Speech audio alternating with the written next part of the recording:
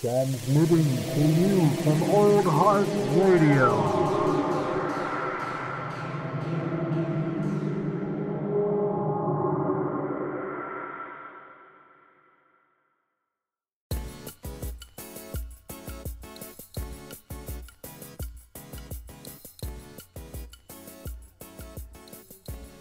Lift off and the clock has started. For the podcast, asshole. OMG, it's true. It's another Old Heart Radio podcast. I gotta find better intros. Yes, right. This is episode number 3, dear listeners, dear hot dogs, of Under Further Review, a musical endeavor from me and the boys. You guys want to say hello? Maybe not. You guys Hello. don't have to. Oh, hey there. Oh. I actually have a quick update from last week's playlist. So What's that? I was telling Jared that I've had a very busy week working like crazy. And so it's been a little frustrating. And I found that every time that I get pissed off, I just go to Caleb's playlist and I play Kingdom by Devin Townsend. And I realize I just laugh because the fact that anyone listens to that fucking bullshit just, I mean, it makes me immediately laugh and move on with my day. I love how this podcast starts out with just an immediate direct frontal assault on Caleb's taste in music. And not only that, my all-time like favorite, like I'll cry if I ever met him, like favorite musician person, maybe. Fucking bastard. Dude, for the throat. Hey, you know, it's what can we say? You gotta come out swinging sometimes, you know. And I you know, that's good motivation, actually, Jameson. I think Oh yeah. it gets you through. It gets you through. But if it helps you or makes you feel something, then that's cool. I mean, I don't get more than You feel 45 something. seconds into it, and then it goes off. But, That's before the vocals even come. Anyway. well, maybe whatever the music is, and then 5 seconds into the vocals when he just does the ridiculous power metal ballad, horrible. It's the best part. I think everyone except Jared is going to eviscerate your podcast right now, Nick. Mine? This His playlist, you mean? You were right about your assessment that I was going to love some of it and despise a lot of it. Yeah, this is the Nick- tale of two playlists. It's so weird. Nick, I say what you were deliberately saying right designed before this. this. Yeah. All right, so I love all of this music. A lot of this music has a special place in my heart, but I will acknowledge that I deliberately built this playlist to be confusing and frustrating and weird and to make you guys uncomfortable. And I did that immediately after listening to your guys' opinion on each other's playlists so far. I deliberately designed this playlist and made alterations just to irritate the shit out of all of you. Well, I will say, mission accomplished. No, I mean, just starting out with track 1, I will say this, dude. Like, this has become like a fucking jam for me. Yes. Like, no joke. Goblin King of the Dark Storm Galaxy. Like, Glory Hammer, right? Mm-hmm. So this track is, I believe, the second track, or maybe the third track after not counting their intro orchestral arrangement. Obviously, this was a choice for this playlist after hearing Jameson's take on symphonic metal, also power metal. So I figured a symphonic power metal song would really just Grind it in. So this song is Goblin King of the Dark Storm Galaxy. And to paraphrase Caleb's taste for his love for the lyrical content and really what it means to people, this song's about summoning a Goblin King from the Dark Storm Galaxy. Yes. That's what it's about. So that's how the lyrics go. So yeah. It's Which like is exactly why I connect with it, you know. Because it's like what we were talking about in the last step, where it's like, I don't know, for some reason I just like, in order to do these vocals, to pull off these vocals, they have to be as ridiculous, like lyrically, as they are grand, like sounding. And like definitely this kind of shit hits home. Like I'm into it. I'll say this turns symphonic power metal into something I can handle. So Which is I'm not. Yeah, it's just no hate on your. no, feel free to hate. I come for the hate today. Come for the hate. I know what I'm doing. I'm feasting on it. So Gloryhammer is one of my all-time favorite bands. They were sort of an offshoot of the band Ailstorm, if you've heard of them, the pirate metal band. Yeah, that's like I was actually shocked there's no Ailstorm on this playlist. That's because I actually have 2 bands on this playlist already that tour with Ailstorm regularly. I figured I'd just get the mention in anyways. Yeah. But Gloryhammer is straight up just making fun of all of the power metal that I legitimately and seriously listened to in high school. That's why the song titles are absolutely over the top. The lyrical content, even though written by a man whose native language is English, it has like false like mistranslations in it. Like an epic war is fight. Yeah, like listening to it, it does. It just like sometimes you just have to be like, what the fuck is like. How is it like? How is this? I don't know. The lyrics are just so out of nowhere. So there's no context for this song in the playlist. You know what I mean? Like, is there context for the song within the album that comes? Yes. So they have 3 albums out. Each album being a chapter in the story of 2 different Angus McFifes. Angus McFife the first, and then Angus McFife 13th. Oh my god. So basically, Again, what I'm kind of into that though. the deep lore is where it gets real good. It's about their quest to defeat the evil wizard Zargothrax. Basically, Zargothrax. He's an evil wizard. Dude, I think he uses crystal magic, a lot of which I is. hate crystal magic. You're I know. gonna say crystal meth. No, actually, that would make a lot of sense. Okay, so the lore of Gloryhammer is: imagine if we all, as Wenatchee kids, decided to write an epic fantasy tale about like the great citadel of Dryden, and venturing across the wastes of like, Arondo. To Peshastin. All of the location names are like Dundee, Aberdeen, just tiny small shit towns in Scotland that they grew up near, like Cooper Angus. That's Like, kind of just cool. nothing. Actually. So I'm into that. So, as we've said in the past ones, like, I have a pretty strong hatred for this type of music. When you get But, the Avalon. I mean, honestly,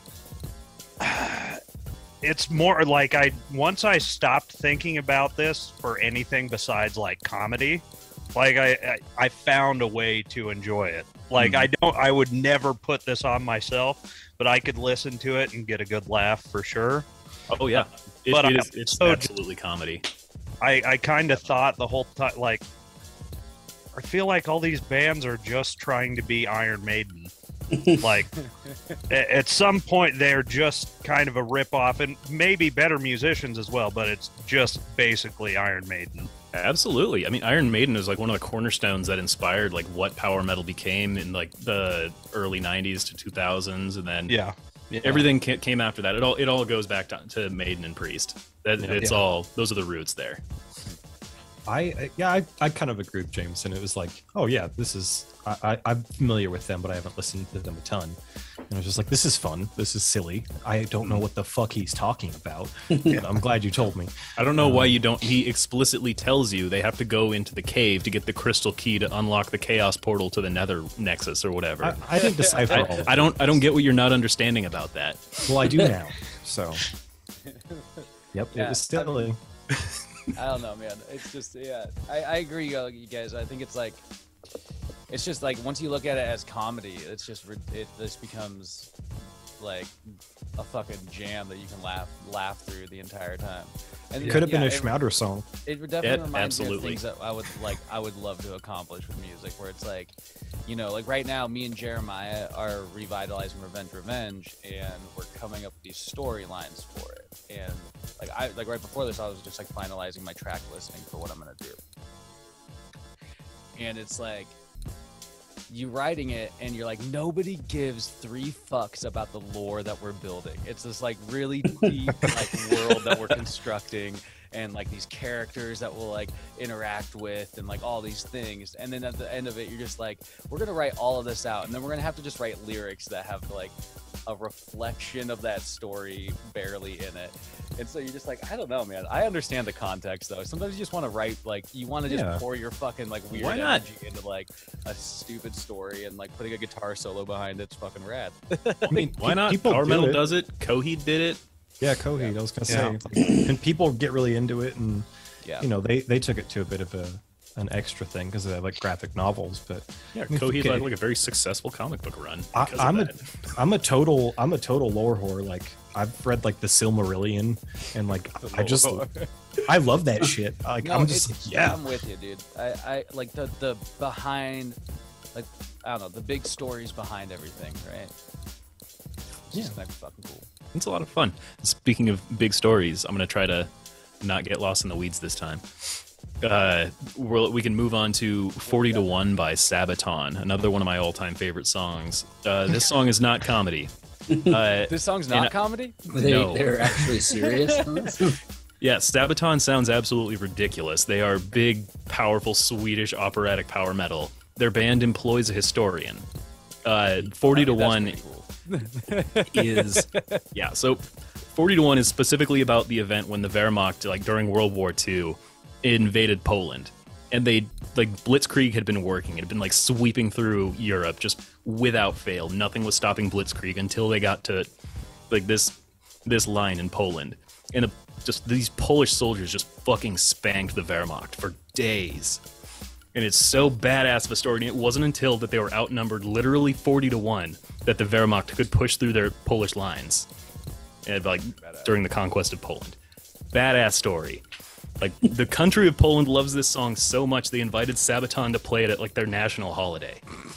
Wow. I watched Sabaton on YouTube play this in Poland, and I mean, that is some good fucking humor. Those guys look like the biggest douchebags I've ever seen. I mean, good for them, and I'm glad they're making their money, but for fuck's sake, the guy looks like the biggest. Oh, I don't even know. It's war metal. It is. These guys are ridiculous, but they're absolute. Every single one of them is a history nerd. You can go through all of their albums, and it's all just different facets of history, and they take from all sides. They have songs about the 101st Airborne. They have a song about like the last stand of the samurai at Shiroyama. The winged hussars charging down a fucking hill to just stomp a whole bunch of people. It's It is kind of cool. Like it's really cool stuff. like telling some history through music in that Hmm. way. But they are absolutely ridiculous. There is something, but there's also something really funny about hearing them go with Polish hands. It's so ridiculous, but always just like due to the content of it, gets me so hyped up. It's always on my gym rotation. I'm like, oh fuck yeah, I'm a Polish soldier now. I'll lift that. goddamn anything. Get the pump. Get the. Okay, so we all know Jameson. You got your take. Caleb, what do you think about this? 40 to 1. Yeah, I mean, I'm familiar with Sabaton, and You I would like be. the. I haven't listened to him as much as Nick, but like, you know, respect. It's fun. It's over the top, and I like the history aspect of it. Like, I might dabble with him a little bit more, but it's not like it hasn't been like a thing in my rotation. But I don't know. I don't have anything bad to say about it. Like, Fair enough. 7 out of 10. 7 And out of 10. I'll check it out some more. It's more than I There you go. anticipated. What about you, Gil? It's all right. It's fine. It's fine. I thought they were a joke band. To be honest. No, they take themselves kind of semi-seriously. It's I don't know when the line is sometimes. Yeah, fair enough. There's got to be like, to some degree, you have to know you're being over the top, right? Yeah. Like, if you don't, then then like, you know, that's a whole different other thing. But you got to know you're being over the top in a way, and that definitely, like, I don't know. I understand that, man. Once you're over the top, you just kind of want to fucking keep going. It's the reason it's called power metal. Everything is just supposed to be over the top. Fair enough. Power finger. What do we got? What's the next track? Redneck Vikings from Hell. Yes, this So- song is by a band called Aether Realm. I've also seen these guys a couple times. They're cool as hell. They literally had to specify because people kept confusing them for other bands. in this genre. They had to specify in their Twitter bio, on their album releases, like, we're not from Scandinavia, we're not from Finland, we're from North Carolina. It's just a bunch of literal redneck dudes from like small towns in North Carolina that just decided that they were going to make European style like death metal. Dude. Gives me really strong Devil Went Down to Georgia metal vibes. Like it has kind of the same layout with the talking sections in it. Like I immediately listening to it, I was like, is this their take on Devil Went Down to Georgia? It's definitely Charlie Daniels inspired. So yeah, I mean, like, I don't know. Yeah, it definitely, I would say this one didn't hit me as much as some of the other stuff on the track. It's like, yeah, it does its job. I didn't know that they were from North Carolina. I actually didn't. I figured this was maybe just like somebody making fun of rednecks or something like that. But I thought these first 3 tracks were pure comedy. They are. Yeah. This is them kind of poking fun at their own image, I guess. But oh, sorry. Oh no, go ahead. I was just gonna say, I've had multiple people like send me them, like, oh, I think you really like them, and I think I would like to see them live. Like if I was just at a show and I didn't know them and they came on and be like, oh, this is fun. But it's like, yeah, I don't know if I only listened to it like once. Once, just once. Yeah, it's fine. It is what it is. I mean, I'm silly. with you. I would definitely like stick around for their set probably just to like see how they perform and shit. But I don't know. That's a whole other thing with music and anyway. It's just like watching people like musicians perform. Sometimes like I can be very uninterested in the music, but just like interested in like what the fucking drummer is doing back there. So I'll be that guy staring at him in the fucking crowd. Yeah, these guys aren't terribly dedicated to their image. The first time I saw them was actually in Bellingham when they were on tour with Ailstorm, and like for half of their set. Is that a second Ailstorm shout out? Yes, this is the second Ailstorm shout out. I start having to pay them. I know that this is why I didn't actually include Ailstorm on this list, is because I knew we'd talk about them. But you saw them in Bellingham, huh? Yeah, I saw these guys in Bellingham. They had a show in Vancouver get canceled due to some kind of power issue at a venue, or I don't know what. So they just played a random show at Wild Buffalo in Bellingham. That's cool. And they had a projector up on screen, which was just a way too zoomed in face of Thomas the Tank Engine with these like glowing red eyes. I hate that. I hate that so much. They were not at all. Fuck out of me. They were not at all dedicated to that Viking aesthetic. They were all dressed like it up on stage, but they had like a weird amount of Thomas the Tank Engine memorabilia around. It's like some sort of weird inside joke that they've just taken too far. Maybe. I no longer want to see them live. I hate that. Like that fucking meme with Harry Potter and the tanks behind the little car when they're flying. It gives me so much anxiety. Anyway. Or what about that mod for Skyrim that replaces all the dragons with no. Thomas the Tank Engines that just fly around picking people up? That's worse than Macho Man Randy Savage. Yeah, I prefer the Macho Man one. I'm gonna get you. I'm gonna get you. Okay. Anyway. Okay, this redneck song takes us right into it. Yes. Redneck song. I did. If you guys COVID. didn't notice, I did try to have some semblance of a flow to this playlist. Wait, so we didn't get JMO's take on. Jameson. yeah, let's hear what you have to say. I got the On gal Redneck ready. Vikings? Yeah. I mean, it's ridiculous. Yeah, and like I said, the like strong Devil Went Down to Georgia, Oh, you vibes, did. which made me, Mhm. I don't know, like I could listen to it. Yeah, it's fine. If it came into your daily mix, you would. No, you wouldn't I pass would it up. skip it. Mm. I You would skip pass it? Oh yeah, for sure. Unfortunate. I'm 0 for 3 today. Okay. I really wanted to. All right, well let's try it. Let's try it. How does Wheeler Walker Jr. stick with it? All right, so Jameson covered Wheeler Walker on his playlist, but I had to bring my own side of things into it. You had some redneck shit with you. Yes. So, JMO, you picked a very heartwarming, touching song. All the pussy you will slay. About, obviously his relationship with his son. I picked probably what I feel to be a core Wheeler track, and it's just about doing redneck shit. and this is hands down the most deranged fucking song I have ever heard. Like, Well, have you listened to his song "Family Tree"? Yes. I mean, that's right up there too.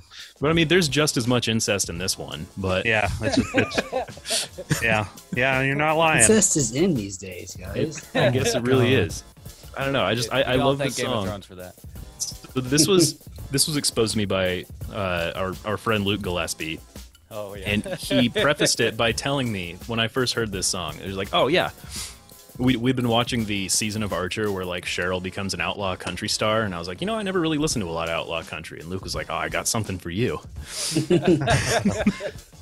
And he put this on, and he gave me the whole spiel that I think JMO you gave last time. He was a Nashville recording artist that just went out, decided to strike out on his own and make a ridiculous outlaw country album. And the song starts off so almost normal, and then it just devolves rapidly into the nastiest shit you can think of someone doing. And he just like plays it off like it's just a normal thing that rednecks do. Taking pictures of my mama while she's trying to take a shit, throwing rocks at cripples and laugh when they get hit. It's poetry. Yep. Modern day poetry, man. This is that far is that more up. Sam? This is like far more up my alley, and I'll give it my stamp of approval. Enough said. Finally. What, 1 and 4 now. Doing great. Caleb, you gonna jam this one? 3. Wheeler's he's silly. He makes me chuckle, but also go what? So yeah, I'm familiar with Wheeler, so I was like, okay. I didn't really know that you listened to him all that much, Nick, but yeah. I listen to all kinds of shit. We, Dusty, what do you got? Oh, I like it. You almost had this head tilt there that was like almost like you were about to contemplate that. Like I listen to all kinds of shit. Anyway, sorry. Especially the Wheeler. Yeah. What's Yeah, your take on this? I never really listened to much of him, but I knew of him. So it's solid. You gonna put it in one of your playlists? Wheeler? No, probably not. Unless we're doing a strictly parody playlist, Fair enough. I could easily do one of those. which would just for me be all Weird Al. But It'd be a great playlist. All Weird Al and then just a Wheeler Walker at the end.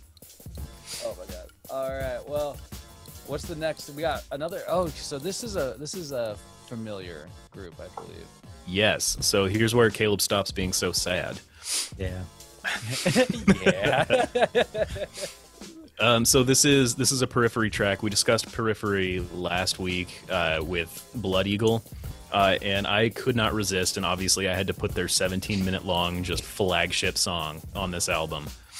I think this is probably one of my all-time favorite songs. Every time it even comes up on like shuffle, I stop to listen to it every time. But it's just an absolute masterpiece of progressive metal. And that's all I really have to say. I will say, I think I listened to the whole thing maybe like once or twice. That when going through it, I went through it. I made it a purpose to listen to the whole thing the first time, and then I would just like sort of like get the gist, get the gist. It's a long song. It is. It's a lot to take in. It's not that bad though. I mean, like again. What? What do you mean not that bad? It's incredible. It's excellent. Let me put my hat in the ring. Caleb, All right, let's hear your hat. Yeah, okay. Jameson, throw it in. So this song is an investment, and I fucking lost money on this investment. I mean, for fuck's sake. It's so goddamn long. I had to look at my phone 15 times and like, is this motherfucker over yet? And it's Still just never going. over. And 8 minutes in, this dipshit with the talking clean vocals like some sort of Rico Suave motherfucker comes in and ruins the song even more. Oh my god. I think this is probably out of the whole playlist. This is no, I lied. Never mind. I was gonna give this my trash stamp, but nope. Oh, man. We'll get there. We've got more to go. Certified trash. Son of a bitch. Yeah. I mean, Caleb, like, help me out here, Caleb. This is one of my favorite songs, and the guy you're talking shit about, he's the lead singer of a band called Sixth, and they're I'll kind check of that one out on my list to never look at. What are they called? Zinc or sick? Sixth, Sikth, and Interesting. they're kind of an overlooked in some circles like band that kind of helped we don't say gent is a genre, but they were kind of like one of the people that were playing with those kinds of vibes or whatever you want to say about it.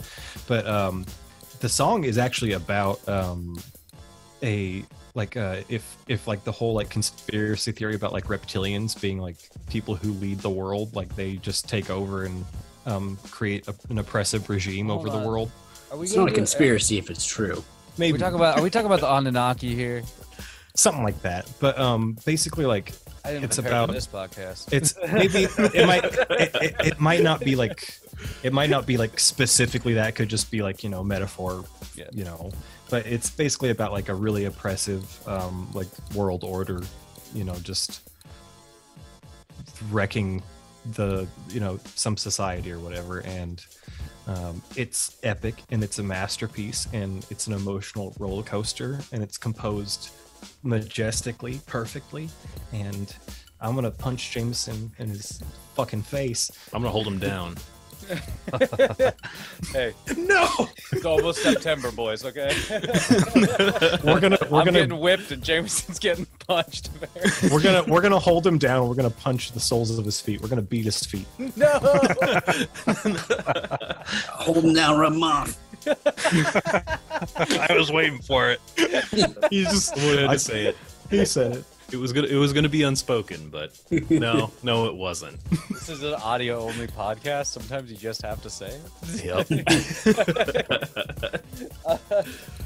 Yeah, I mean, again, like for me, it's like this is all. I don't know. Like I can get into it, but my attention span tends to like want to tune things out after a while. And I know that's bad to say, but it's like it's just sort of one of those things that like so after like 10 minutes, I'm probably like, I don't know if I'm going at the rest of the 7. Like, See, the thing is like it's not one of those songs I will say where not someone's gonna bad. stand next to you and be like, no, you gotta wait till the good part kicks in, because every part of the song is the good Is part. the good part? Yeah. Yes. Well, and that's what I mean. Where it's like, I don't know. Like I'm glad I listened to the whole thing once, and I'm glad I listened. I don't know. It's nice. Like I'd see them live again, like we were talking about earlier. Where it's like I'd be interested to see the entire thing performed, because that would be like a cool like feat to me, to watch this whole thing perform. But like listening to it that like one time through is be like, that's awesome. That's intense.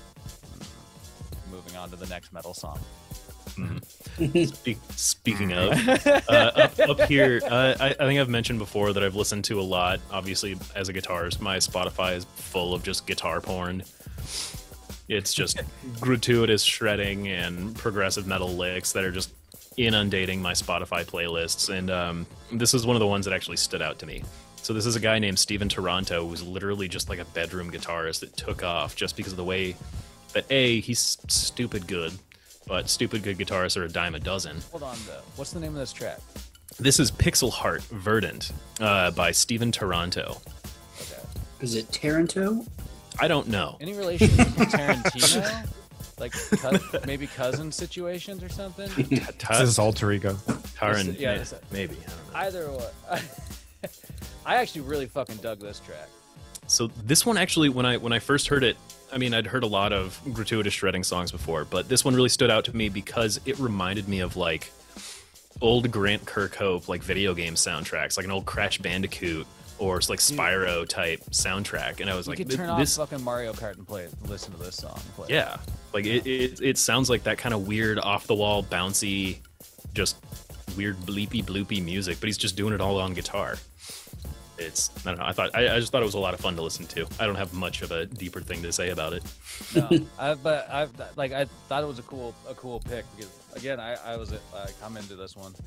Like I found myself just kind of like when I was like doing shit this week, listening to the playlist, this is kind of one of those like hype. I'm like, I feel like I'm moving faster all of a sudden. All right, Jameson, what about you? Yeah, I dug this one, and I agree. I got the video game vibes from it too. Like, totally noticed that. Thought it was good. Not same thing. Not a ton to say about it, but I listened to this again for sure. Yeah. Wow, the What about you, rare Gil? positive rating. Oh, it's solid. Like a rock. Like a rock. Like a Chevy pickup. Yeah, dude. It's gives me the Mario Kart level. I think it's you're on the highway or something like that. I get that. Toad's Turnpike. Yeah. Yeah, it's kind of like I get what you guys are saying, like about like, because it reminds me of like the things about, you know, just that kind of wanky proggy guitar driven music. I really enjoy that stuff.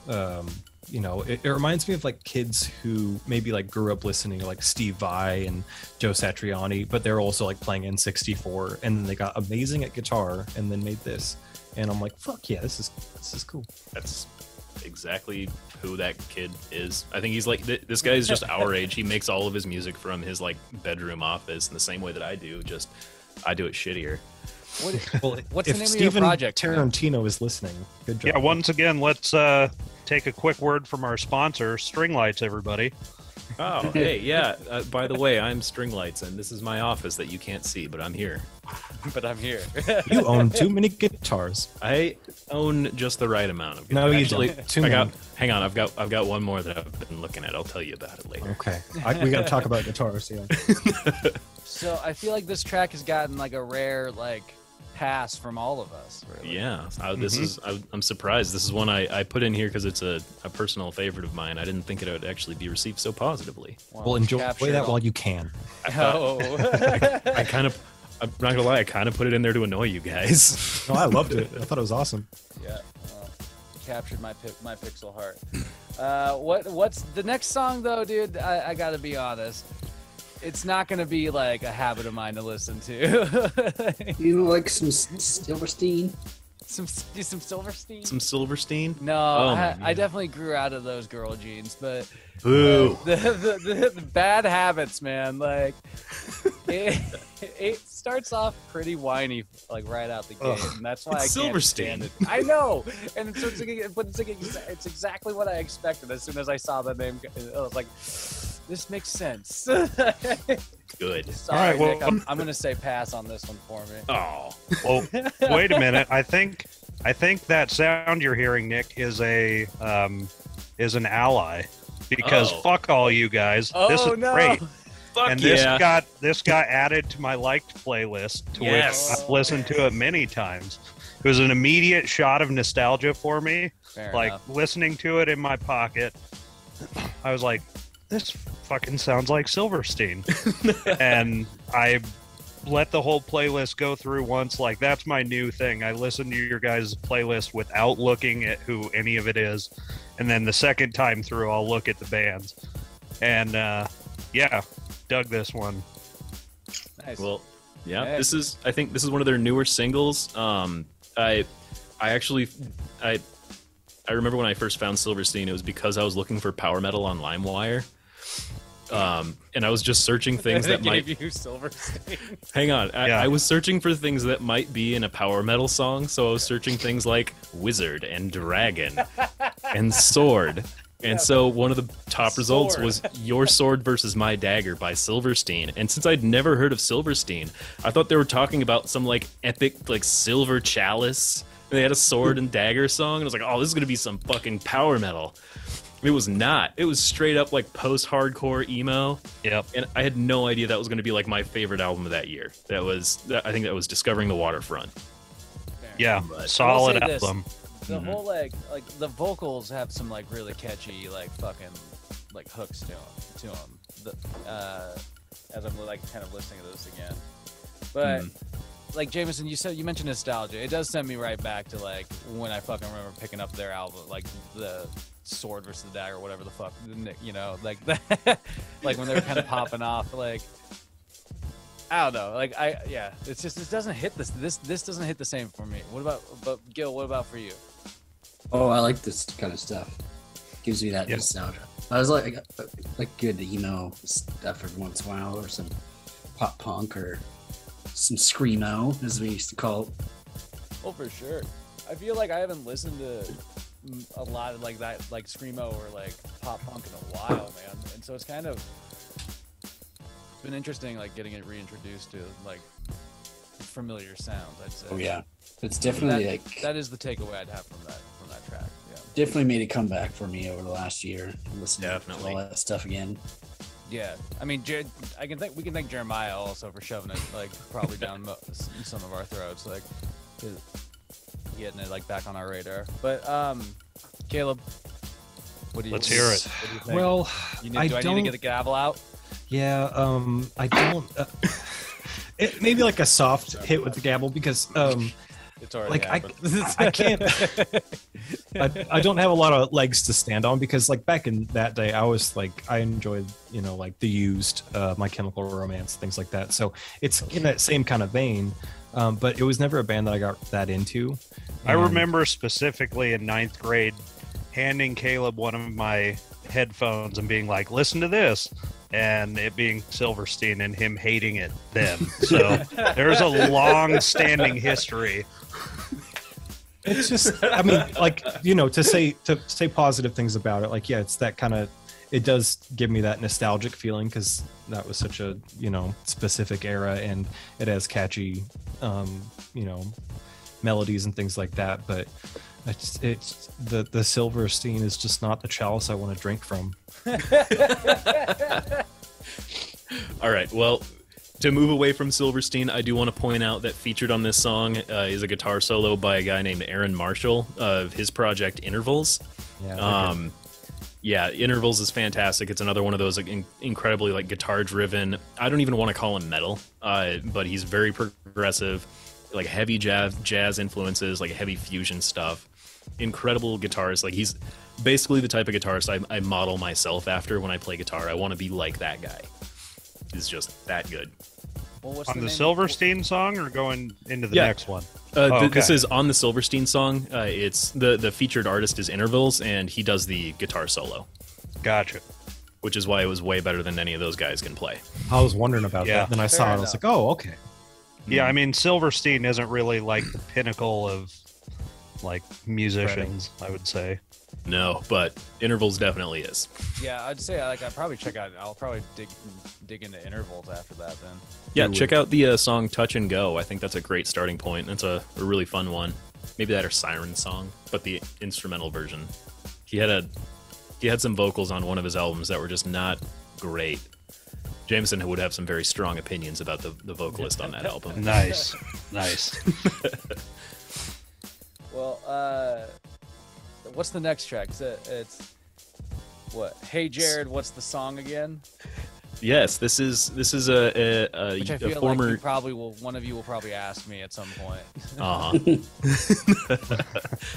So, I thought that would be a funny thing to put in this podcast, particularly this playlist reviewing one. But this is Jared Alonji. He a long time ago got real famous on YouTube for putting out a video of like things that pop punk vocalists say on stage, and it's just, you know, your standard guy dressed exactly like me right now, flannel shirt, V-neck, backwards ball cap, probably sometimes some like thick rimmed glasses, running around, you know, trying to pump up the crowd with your standard pop punk phrases. Like he pulls a slice of pizza out of his shirt pocket at one point. Well, that's just practical, you know. Mm-hmm. Yeah. Nothing like a good pocket pizza. Yeah, but sure. He was also like an outstanding musician that just none of his bands ever really took off, so he just started doing like shitty comedy on YouTube for a while, and it just kept taking off. He had a super successful parody band called Sunrise Skater Kids, which was a pop punk band. There was some of that on your original playlist that I really enjoyed. Yes, there was. I think I had a couple Sunrise Skater Kids songs on there that It's all parody. All of them are like direct ripoffs of like Neck Deep, 4 Year Strong, some things we're going to talk about later. Was this made to be parody as well? This song isn't just a parody; it's straight up plagiarism. Oh, okay. He was so often accused of plagiarism when he would tell people, like in his songs and on stage and in YouTube descriptions, that he was directly ripping off artists to make fun of them. And then people in the comments would accuse him of like stealing other people's songs. So he wrote this song, which is just riffs from metalcore bands of that era. Like there's not an original thing in this song except for the lyrics. Really? Except for, but overall that makes the song super original. Yeah. But it's a quilt at this point. It's a T-shirt quilt. Like, yeah. He rips off like Devil Wears Prada is in there, Memphis Mayfire. My God, I think The Used is in there. He calls the band Amidst the Graves Demons because it was the most generic sounding metalcore band name he could think of. Yeah. But it's a total throwback. Like the whole song starts off with Under Oath that sounds so accurate you think you're listening to Under Oath until the lyrics are just not quite the same. Yeah, it's a nostalgia trip. That's what this song is for. That definitely makes sense. Like listening to it because it just goes through. Yeah, I'm listening to that part. It's like.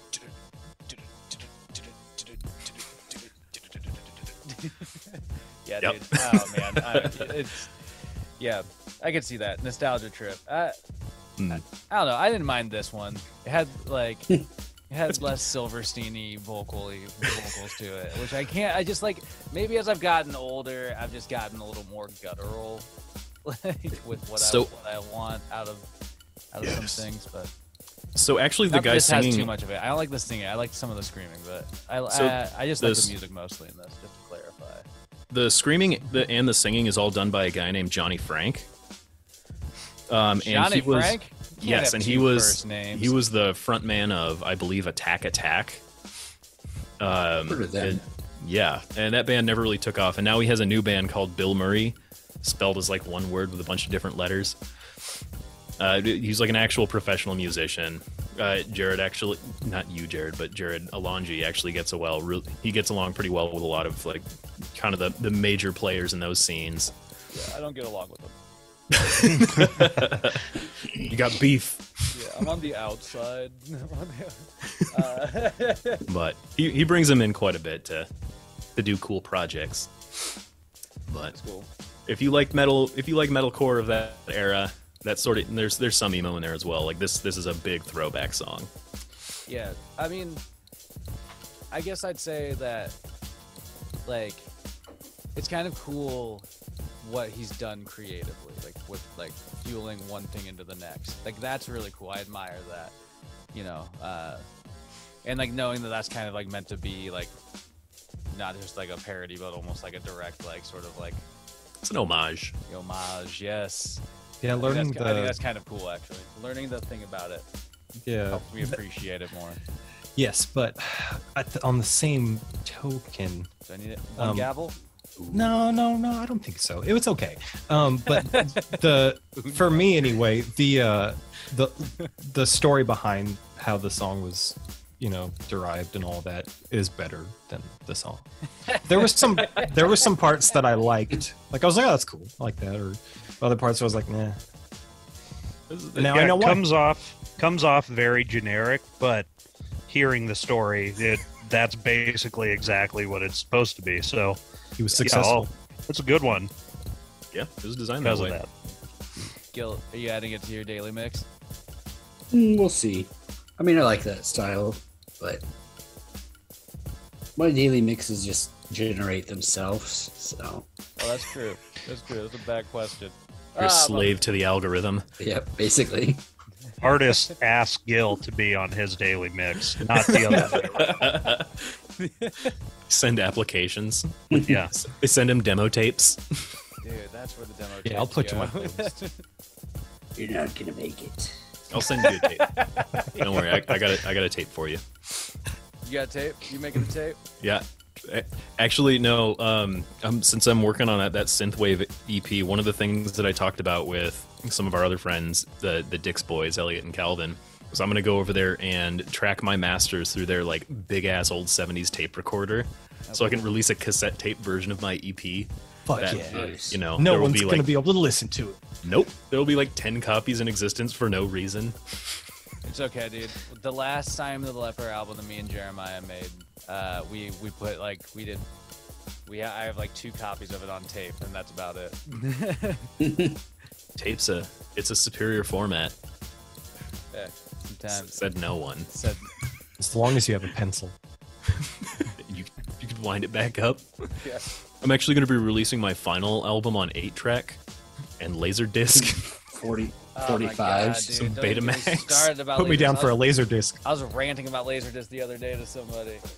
Laserdisc, like, I would wish I could collect them and like get a usable fucking Laserdisc player, but they're all like everything you find online. I'm not gonna get into it right now. This is not about the podcast. I just want, I'll put my final 2 cents in. The superior version of Return of the Jedi is the one that's on Laserdisc. That is the only good one. I don't know if anybody's ever said that. I've watched Poltergeist on Laserdisc. You Poltergeist on disc, On Laserdisc, yeah. dude. Yeah. I think Time Bandits too. Time Bandits. That's a Jean-Luc. No, God, dude, I'm getting my. Oh my God, this weird. Jean-Luc Picard. Jean-Luc Picard. No, Jean-Claude Claude Van Van Damme. JCVD? It's a classic. Anyway, let's move on to the next goddamn track. We're talking about movies at this point. Anyways, What's the speaking next of Jean-Claude Van Damme, this next sir. track is called Your Graduation by Modern Baseball. We're going from metalcore straight into what is called Midwest emo. That's an actual thing? Yes, Midwest emo is its own genre that was essentially started by Modern Baseball and another band called American Football. And I promise you they don't all have sports-related names. Hey, listen. Modern Baseball, they're from like Pennsylvania though. Yes, Midwest- it's just the style that is called Midwest emo. I don't know Listen. why. I don't know the history. Midwest emo is not a genre. Fight me. I've always just thought of this as pop punk. So They actually were classified as kind of like indie pop punk for a long time, and then so many bands were coming out that kind of sounded like this. Like eventually, bands like Tiny Moving Parts got lumped in with them. American Football. I mean, I'm totally spacing on this, but I could make a 25-song playlist for pretty much any of the genres on my playlist, and Midwest emo would be a really easy and fun one to do, I think. Which I never really got into Modern Baseball, but I had like heard of them as being one of the like forefathers of emo music, and yeah, I enjoyed this one for sure. I liked it. I like this band a lot though. So this is me. This one for me is it. I didn't discover them until just a few years ago, actually, but they always felt super nostalgic to me. Like they have a song called "The Weekend." Is that going to be on yours? Yeah, it's on my playlist. We won't talk about that one then. But anyways, their whole shtick just reminds me so much of being that like 19, 20-year-old piece of shit kid in a small town with like nothing to do, but like fuck around, hang out with your friends, go to the coffee shop, maybe play a show, get drunk on the weekends, and it's just that kind of. It's like a pause in, I think, a lot of our lives that we had. Very tear jerking for me. Not tear jerking, but it pulls my heartstrings. Simpler times. Pulls your string lights. String lamps. Did I say it wrong? Either way, no. It's String lamps. String lamps. I'm going to start a band called String Lamps, and we're going to fuck you. Oh, no. You will not That's how- survive. Hey, that's how No, Serenus it's was a- born, out of spite. It's a good track. Either way, dude. I think you're right. Like it's got some like fucking. It reminds me of that energy that I think we all had in that moment you're talking about. But yeah, it's like it definitely drives a little bit for what it is, which I kind of appreciate. Like those drums. Yeah. I don't know. What's everybody's take on it though overall? Modern baseball. Gil likes it. Caleb, you gonna jam yeah. it? You're gonna play it. No, I think it drives like a golf cart. It's not my not my thing. It was fine, but I was also like, I was ready for it to be over like 30 seconds in. I don't hate it, but I was like, nah, this isn't my shit. But I do like the sentiment of the song, like the lyrical content was like, yeah, like what Nick was saying, like just kind of it is that kind of vibe, and yeah, that's fine. And then Jameson, what about you, man? Did you mention? I can't remember. Did you? Say Yeah, I already got this one. Yeah, fair enough. Gets a stamp for me. I Nice. think it made it on my daily list as well. I know Caleb's just gonna I guess- absolutely hate my playlist. Caleb's got a It's soft, all Probably. stuff like got a that. soft gavel on that one, I think. But I'm gonna do it though. the next Push one, the though, boundaries. the next one I think is like a familiar song for all of us. "Taking Back Sunday." Oh yeah, This It- one I couldn't resist. it's classic. Yeah, for sure. Like I remember David fucking introducing me to "Taking Back Sunday." I think And, That's like, that's where I got it from too. this course. track, you know. Mhm. It's like, yeah, it definitely is a throwback for sure. But I mean, still though, I can jam it. I mean, like I can jam this track. It's just as soon as those first 4 chords hit, I hear them, and then like I don't have any control over my body. It's just suddenly, it's your lipstick is colored, don't bother, Yeah, angel. the lyrics are so. This is the most melodramatic shit now. That's what I think. Senses Fail, I think, might beat him out on the melodrama, but Census Fail does beat them out in the melodrama. I'll say that. Caleb, I like Taking Back Sunday. I like I should say I really got into Where You Want to Be. I like that album a lot. for sure. This one's not my favorite. I think this was the previous album, and it was like, I don't know, it's just a different vibe than the one I'm used to. Even though there's like, you know, I like the two vocalists. I like the way they write, but this song always just reminds me of this girl that I dated, and she was horrible. So I'm good. Bad taste in your mouth. I don't have anything bad to say about Taking Back Sunday. I like it, but I don't love this song, Yeah, fair enough. Fair enough. and it's not their fault. Jameson, if this pops on, you gonna turn it off? No, won't ever turn this off. But I feel like in my high school days, or when most of us were getting into this, like I was really like into a specific type of music. Like I liked hardcore music, and I liked, death metal and stuff. And so anything on the like emo spectrum, I just basically called it gay. This is for douchebags. And so, but I would say a lot of this stuff was probably a guilty pleasure that I would have never admitted to listening to, but I enjoy it. Yeah, I like it. Now I'm comfortable in my He's out and about. Yeah. Yeah, I'm out of the closet. I like emo music, okay? It's good. It's Happy for you. 2021. Can be progressive here.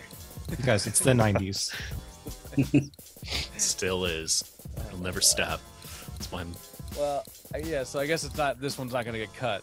Is that what I'm hearing? Cut. Yeah. Oh, I Dude. Should have had Horse the Cutsman. Band. gotta say, Shut Horse the the fuck Band up. No, you guys. was one of the ones that I did have to cut from this list when we had to cut it down to 25 songs. It's on mine. There's It's on gonna mine. be Yes. some horse in mine. Thank I you. got top Saving the mine. day. The next track is one I'm familiar with for sure. Frightened Rabbit. Mm, Definitely, So- as soon as the song hits, I was like, God, I know you. yep. So, Old fashioned. Why was this on here? so Frightened Rabbit, obviously, many people out in the world are probably gonna have a very similar story. I discovered them. I discovered them from the show Chuck, but they were in a few episodes, and I was like, oh, that's kind of cool music. And then I was going through the soundtrack, and I discovered like quite a few bands from that show. But this one really stuck. Chuck had a And- killer soundtrack. Yeah, it did. It really did, man. There's some like Foreign Born was on it. There was some like wacky ass 90s shit. Like Teddy Bears was on it. Oh man. It's not as good as the Shrek soundtrack. No, nothing's as good as the Shrek soundtrack. Shrek 2. Well, Shrek That's is the Counting fuck you. Crows. Oh, Doesn't gee. even matter. All right, I gotta Shrek say 2 though, is the Counting Crows on it. Digimon the movie soundtrack is still to this day an absolute killer. Like Mighty Mighty Boss Tones, Less Than Jake, oh my God, Fat Boy Slim. Well, we're gonna have to save this. That's the whole. We'll- That's gonna have we'll to be a talk whole about that playlist thing. It's gonna be. Fuck. We gotta go like favorite movie playlist review at some point. That's It would just be the Wild Wild West soundtrack. We've Over touched and on over this for again. me. all right. With I one saw Weird Wild Al Wild song West at the end. again. I saw that movie again recently, and I got it. Like for Finally years, got it. It clicked? yes, That movie is an years- enigma. It is. No, for years I thought it was just this really bad movie that just didn't hit, and none of the like it was just had bad jokes in it. And I saw it again like last year, and it made sense. All of the jokes suddenly landed, and it was just one of my. It's still one of my favorite movies. It's like Memento, you know. You just takes. You watch it a ton of times. You probably had to watch YouTube Citizen videos like after you watched Tenet. You'd be like, all right, what the fuck just happened? The thing is, Wild Wild West was just too ahead of its time. It was too futuristic to be even called bleeding edge at the time. They knew what the sense of humor of elder millennials would be like in the 2020s. And they made that movie for us.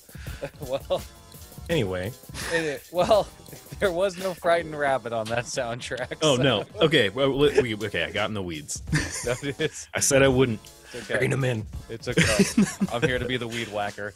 Anyways, Frightened Rabbit is one of those bands that, like many other sad boys, was with me during some very dark periods of my life.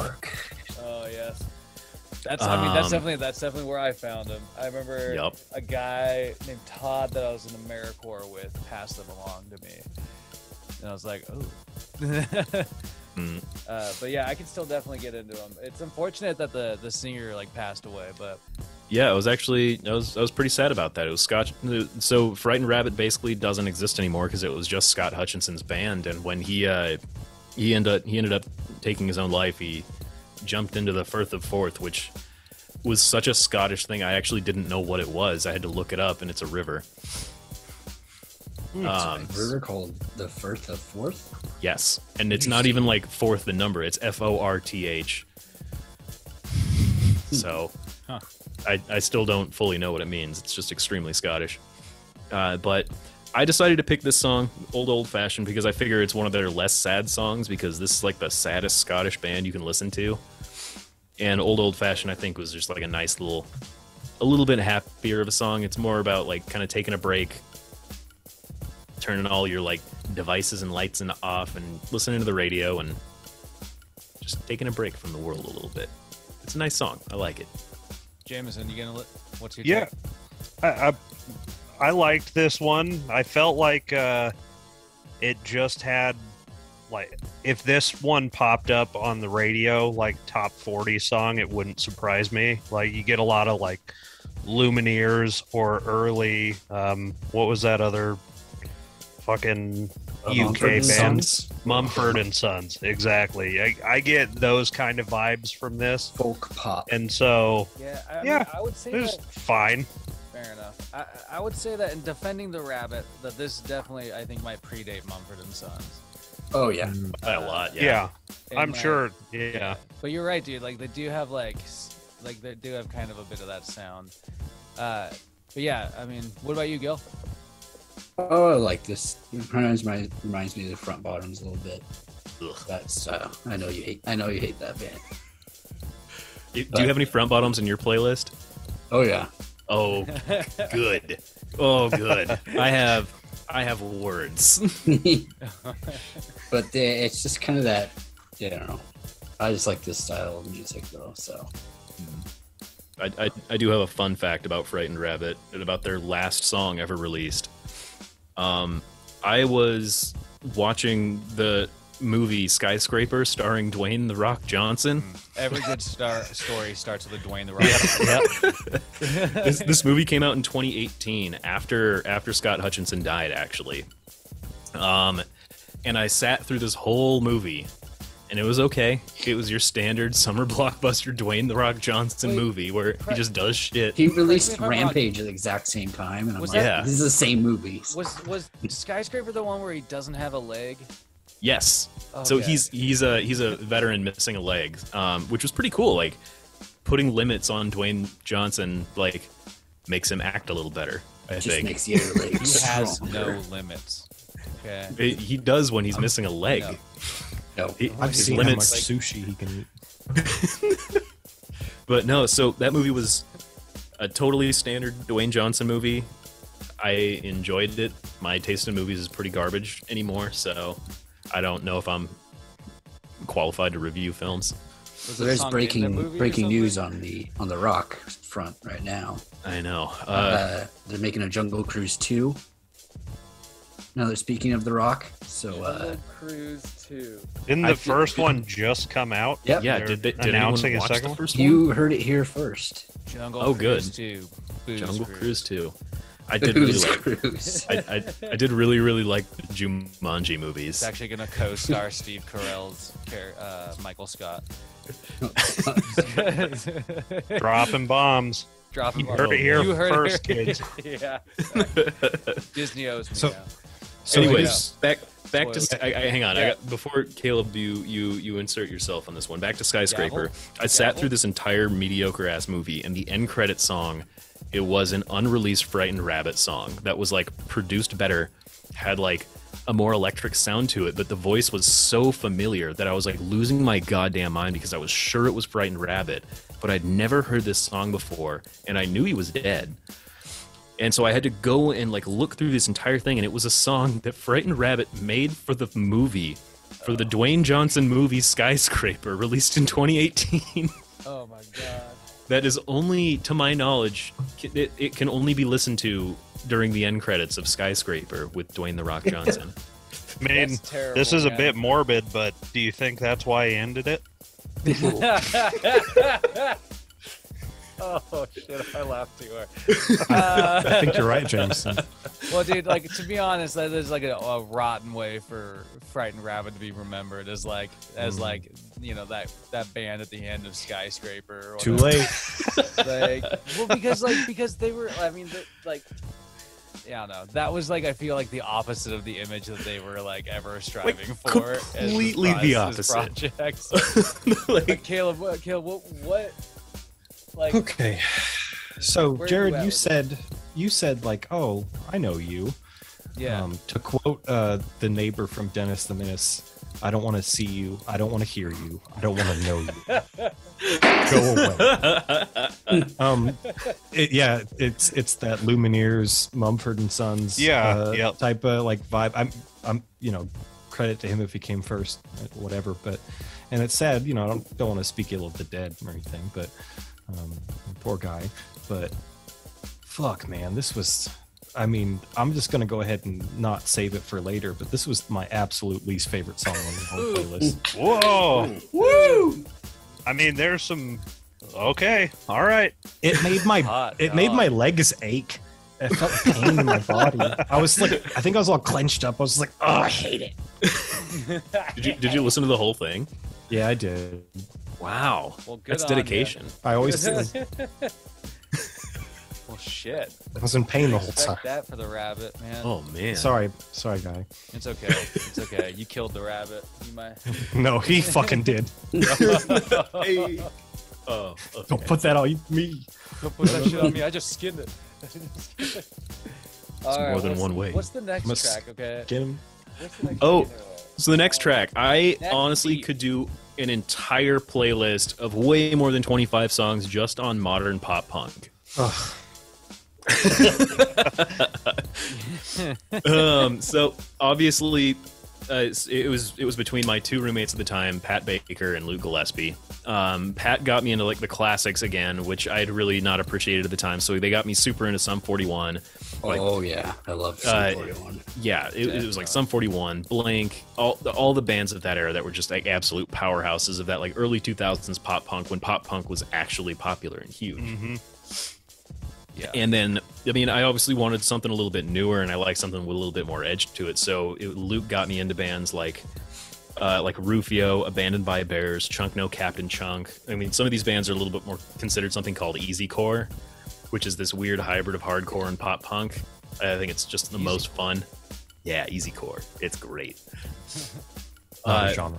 But one of the bands that I think really stands out as a modern pop punk band is they're called Neck Deep. This song is called Can't Kick Up the Roots. I think this song will forever be one of my all-time favorites. It's just a song by a pop punk band that's just about being in your fucking hometown with all the scuzzy people that you hang out with all the time and always will. And it's just a kick-ass song. I like it. Yeah. Yeah. I mean, like, I usually don't jam too much pop punk these days, but I'm definitely like, I don't know. This song kind of hit for a little. I don't know. I think like lyrically more, I kind of connected with it, which was kind of shocking to me. But what's everybody else's take? Yep, Oh, I this like one. this stuff.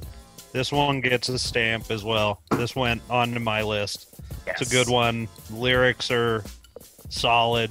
Makes you think about the early 2000s running around. I mean, I feel like a lot of this stuff really hits with us being from a small town, you know, because it's like, yeah, I don't know, but it's good. Definitely like this one. Hell yeah. What about you, Gil? Oh, I like Neck Deep. I've gotten more into You've gotten neck pop deep punk. in neck deep? Yeah, I've gotten more into pop punk over the last year and a half. Just nostalgia purposes and just stuff that pops up. So Pops punks up? yep, they come out. It's some We the Kings comes up on my playlist every once in a while. So some Bayside, you know. If we're speaking of Neck Deep, though, what came first? Neck Deep the band or Neck Deep the Sath song? Neck Deep the Sath song by Sath, decades. So they must have- definitely ripped them off. They did. They- Serenus and the Hemorrhoids was ripped off by a band from England. Yep. Yep. Those bastards. Bastards. Happens all the time. Well, what about the oh wait, no, hold on. Caleb, how do you feel I about don't- pop punk? I don't hate all of it, but I hate most of it. Yeah. So you need to get the gavel out? No, it's okay. Okay. Although they did rip off Sath, and that's fuck it. Yeah, fuck pop punk. I don't know. It's just like,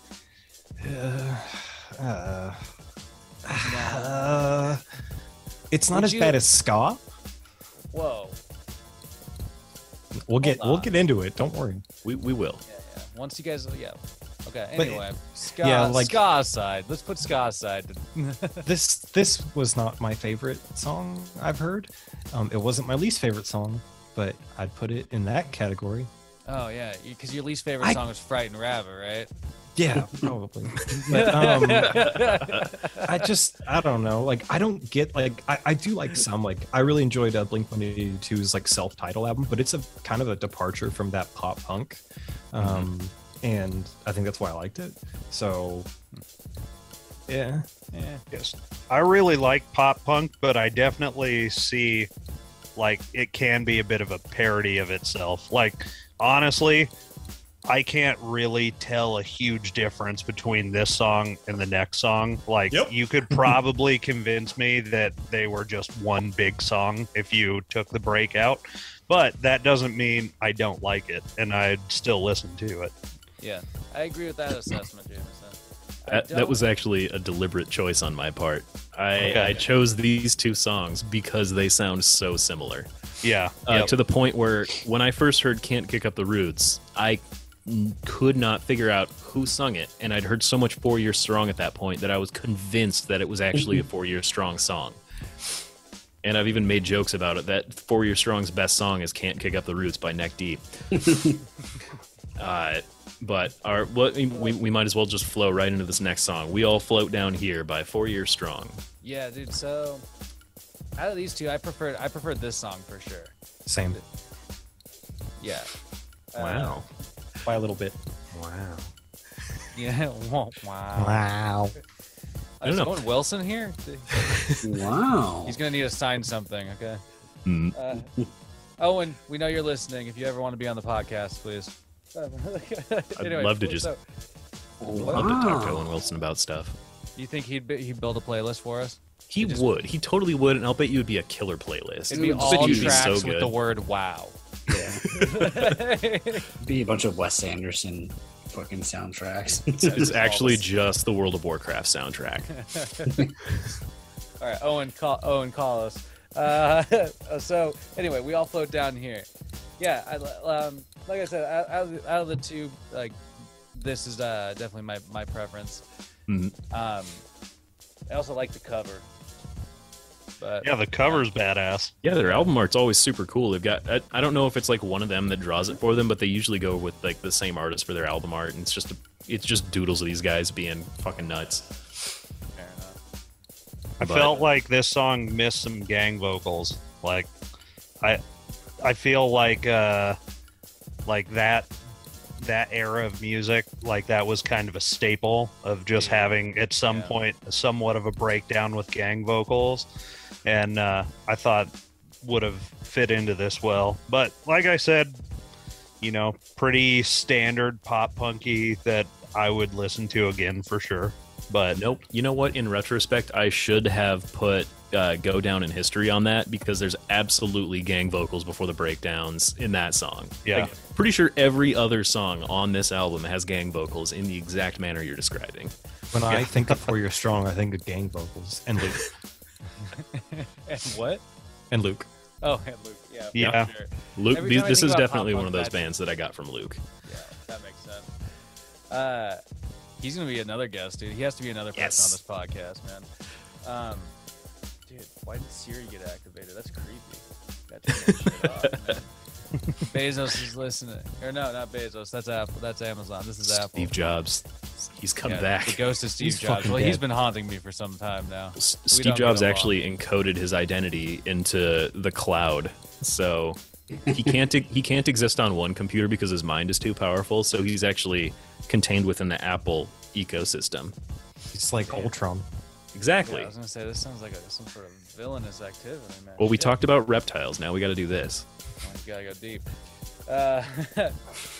So, Gil, is this on your playlist already, or did you have to take it off? Nah. It's like the other ones. Yeah, it's just like it's. Have you heard this song before? Yeah, For You're Strong. Yeah. Yeah. I tried to not have overlapping of those pop punk artists, but Oh, for sure. But what about you, Caleb? It's same kind of spiel. Like, Did you like this one better than the last one? I did by a small margin, but it's basically Dusty just summed it up. It's like the others. It's like the others. They all float down here. You know what I mean? Yeah, they float. I'll tell you what, can't get yeah, I'll that flip shit down to here, flush. Georgie boy. No matter how hard I try, I can't get rid of pop punk in my life. Good. It belongs in your life. Accept it. Yeah, it just flares up every now and then. Learn to Hemorrhoids. learn to love it. Coming strong off of 4 Year Strong is actually another band that Luke Gillespie introduced me to, because he has literally no boundaries or standards when it comes to music. He just listens to what he likes to listen to. You were gonna say in life. I was like, Jesus. That's also No, true. That's Luke has rough. no boundaries or standards in life. He will do or eat or just fuck or anything he wants to do. He did In show that my moment. wife his penis one time. I've seen his Just penis. putting that out there. Everyone here has seen his penis. It's true. Yeah. So what you're saying is, honestly, I mean, he's made that impression upon me. So, anyways, now He's now an that we've impressionable individual. now that we've talked him up, Yeah, now that we're talking he- about, so he introduced you to how do I say the name? Wanami. Wanima. These guys are called Wanima. They are a Japanese sort of pop punk band. I guess I'd consider them more pop rock. They don't really sound that pop punky in the traditional sense to me. Yep. But these dudes are not like Tokyo, Japan. These dudes are like straight up Southern Coast hillbilly type Japanese guys. Really? Like you look at these dudes and you can tell every fucking one of these guys knows how to like catch, cook, like clean and cook a fish, and it'll taste better than any fish you've ever had in your life. Well, I challenge these fuckers to a cook-off. You will lose. Maybe. All right, so fresh or salt water?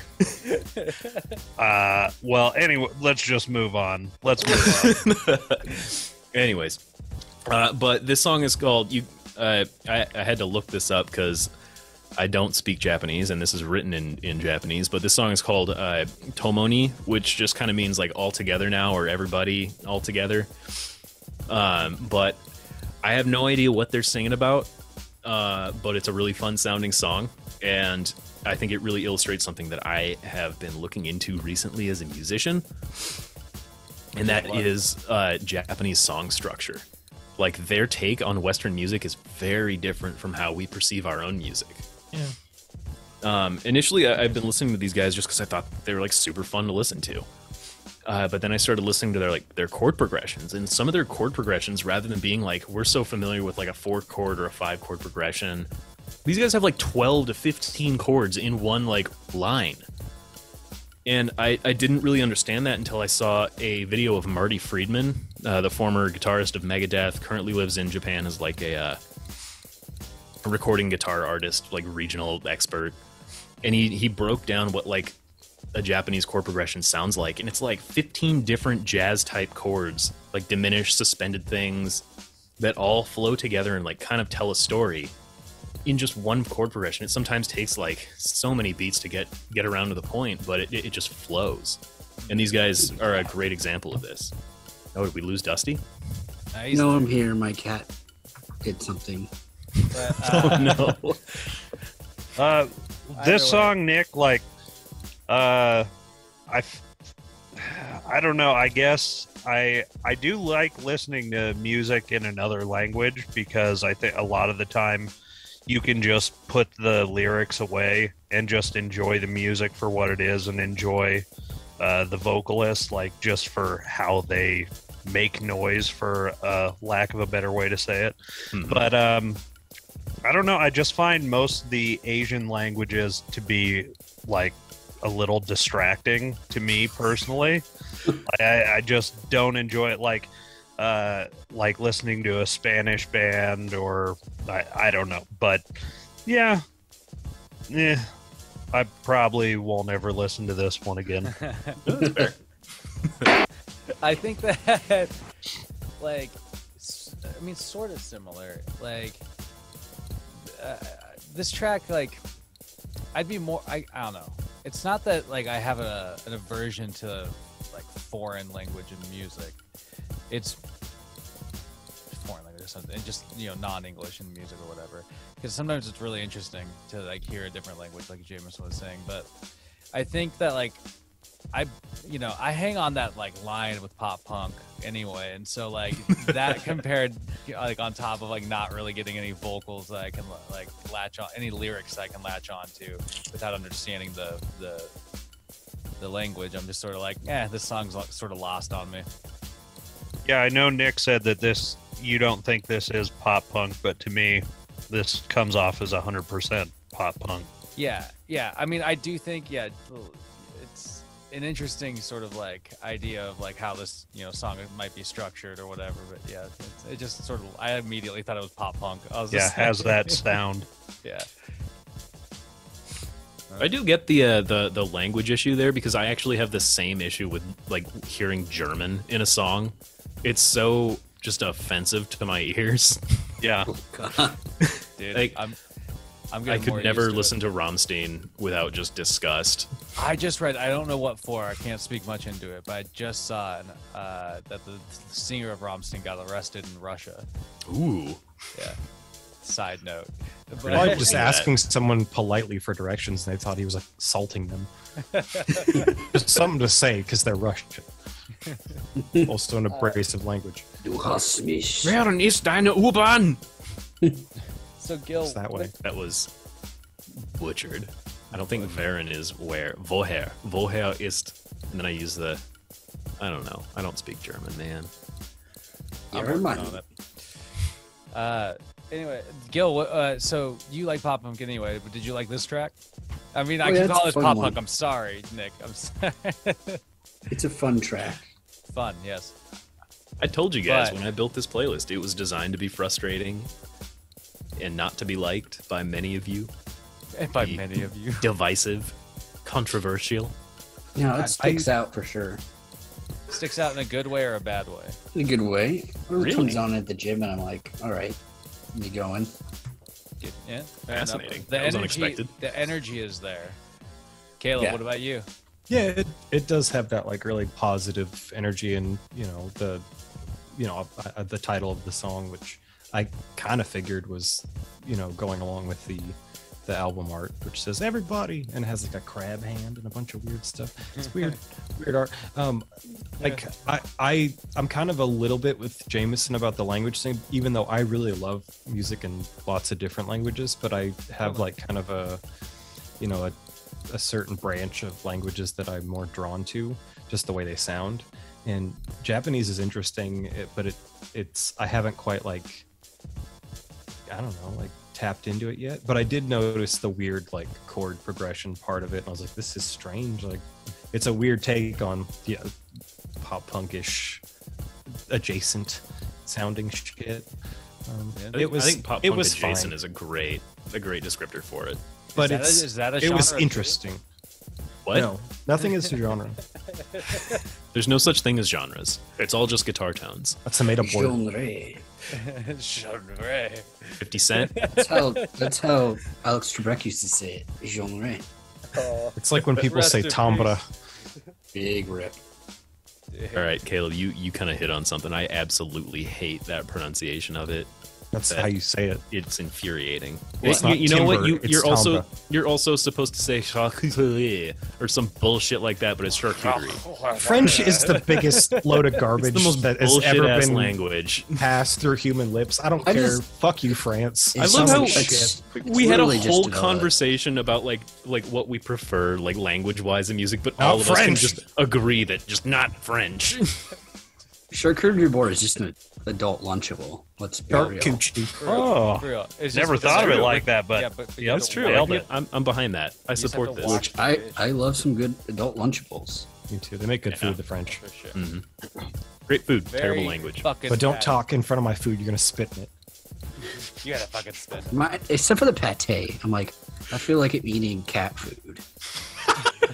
It's not far off. Like Fancy liver feast. paste. Yeah. Ugh. Oh my The duck, what is it? The duck pate or whatever it Yeah, usually is. yeah, it is. It's Oh, like God. it's like duck liver or something like that. I'm Yeah. just Although like- I gotta say, like a confit for like frying up an animal in its own fat is A, metal as hell, and B, just so delicious. Like duck confit is just one of if you've never had it, like have it. Yeah, it's definitely a culinary delight. Delight. I don't know if I'd call the next track much of a delight. Definitely not. All right, since Fuck. we're already in Japan, we might as well go straight to baby metal here. This song is called Karate, and I first heard this song on Conan, like on Conan's show, because does he just karate had mean? them on. Yeah, what? What does Karate? mean in Japanese? It's a type of fried shrimp, I believe. Oh, good. Yeah. Yeah, I think I got that one time. It's pretty tasty. Pretty Roddy? good. Yeah. But no, I saw this band on Conan, and it was such a baffling thing to see these like three tiny little Japanese girls in their little maid outfits doing their choreographed dance routine, and you've got like three zombies in the background playing some of the most absolutely hard-hitting heavy metal like that I'd heard in a while. And Yeah, obviously Conan is just sitting there looking just perplexed as hell. This band was like internet sensation of what, like 2016, 17, somewhere in there. Yeah, something like And it's that. like I would have been fine to leave it there and never hear it again. So, I mean, You have to do one. yeah. So as soon as I heard their voice, I knew what it was, and it got changed. Oh, damn. Yeah, I mean, I had a buddy who sent me sent me some other track by them like a while ago, and It's probably Gimme Chocolate, which I think is I, one of their weakest tracks. you know, it's just not really my thing. Caleb, do you like this kind of music? Is this actually metal? It says so- baby metal, so so- I just figured that was the genre also. Yeah, It's- I'll have a it's- breakdown for this. Genre. Genre. Thank you, Dusty. It's interesting. I love hate baby metal. I think it's cool. Like it's a weird mashup. It's fucking annoying. Their voices are really grating for me, but it's silly. It's like it's fun to like kind of chuckle at. The instrumentation is fucking awesome, but that's kind of where my problem is because they're just this like, it's just so like it just smells like some corporate asshole had like an interesting idea at a music studio and he's like, I'm gonna put all these really talented metal musicians and then I'm gonna put this shit in front of them, and it hasn't been done before. Good for you, but it's like, I don't know, it's just like a weird take on like a 90s girl band that's kind of just thrown together, and so I don't like that aspect of it, and it's annoying. But if it was instrumental, fucking rad. Dusty, how did this handle at the gym? Did you listen to this at the gym? Oh yeah, it was all right. It's fine. It's catchy though. Yeah. So baby metal is, I'm gonna explain this one. I don't consider them to be metal. They are straight up pop. This is J-pop that happens to have elements of metal in it. This is, Caleb hit he hit the nail on the head, like just intuitively. This is 100% manufactured, like industry, like streamlined product. Like this is meant to be sold. This is not like, this isn't some kids that grew up playing metal, like perfecting their craft. This is a manufactured industry thing. But the thing is that when you actually go and take a look in a lot of these industries, and I saw it when I watched one of the K-pop documentaries on Netflix, because it was on in the living room. It somehow got on. I don't know how that channel got on. But no, one of the things I've noticed is that a lot of the musicians that actually work in those studios actually do love music and create their own music to the best of their artistic abilities, because that's how they could work music into their career. And so you'll see like the guys that are working like the synth tracks that are backing like BTS or one of the million fucking K-pop bands out there. They're making some of the absolute most devastatingly huge like synthesizer driven tracks, and they sound incredible, and they're doing it with like American built like Moog synthesizers, like Dave Smith Prophet stuff, and they're sequencing it in like creative and dynamic ways. Like the backing tracks to this stuff is so cool, and I think baby metal is a perfect example of legitimate actual metal musicians that found a way to continue their career within the industry. Because the actual backing metal in this is some of the heaviest, like smelliest, grindiest fucking riffs I've heard on any track, and they're so good. Yeah, but that's part. I feel like that's just part of like that process, right? They're like, Yeah. how do we like, how do we like crank this to make it noticeable? You know. Mhm. Oh yeah, it's totally just it's manufactured product to be sold. But But there is something there behind there that you Fair can enough. enjoy. I mean, and I feel like that can be said about a lot of like pop music and stuff like that. All right. Yeah.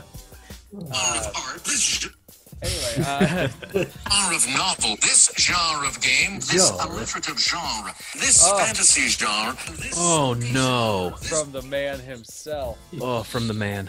All right. May he rest in peace, but he's saying that word wrong. Well, He's French. He's Canadian, but okay, so Is he French Canadian? Nick, what was the reasoning for the next track on here? The next track, the reasoning What behind kind of this is dumbass Star Wars. question is that? Yeah. He's letting me talk, man. Let me sorry. talk. I couldn't help it. Okay, so this track is The Asteroid Field by Galactic Empire, but it's not really by Galactic Empire, it is by John Williams. And this is, I didn't put this in here because it's my favorite John Galactic Williams. Empire track. I put it in here because it's my favorite John Williams track. Jean.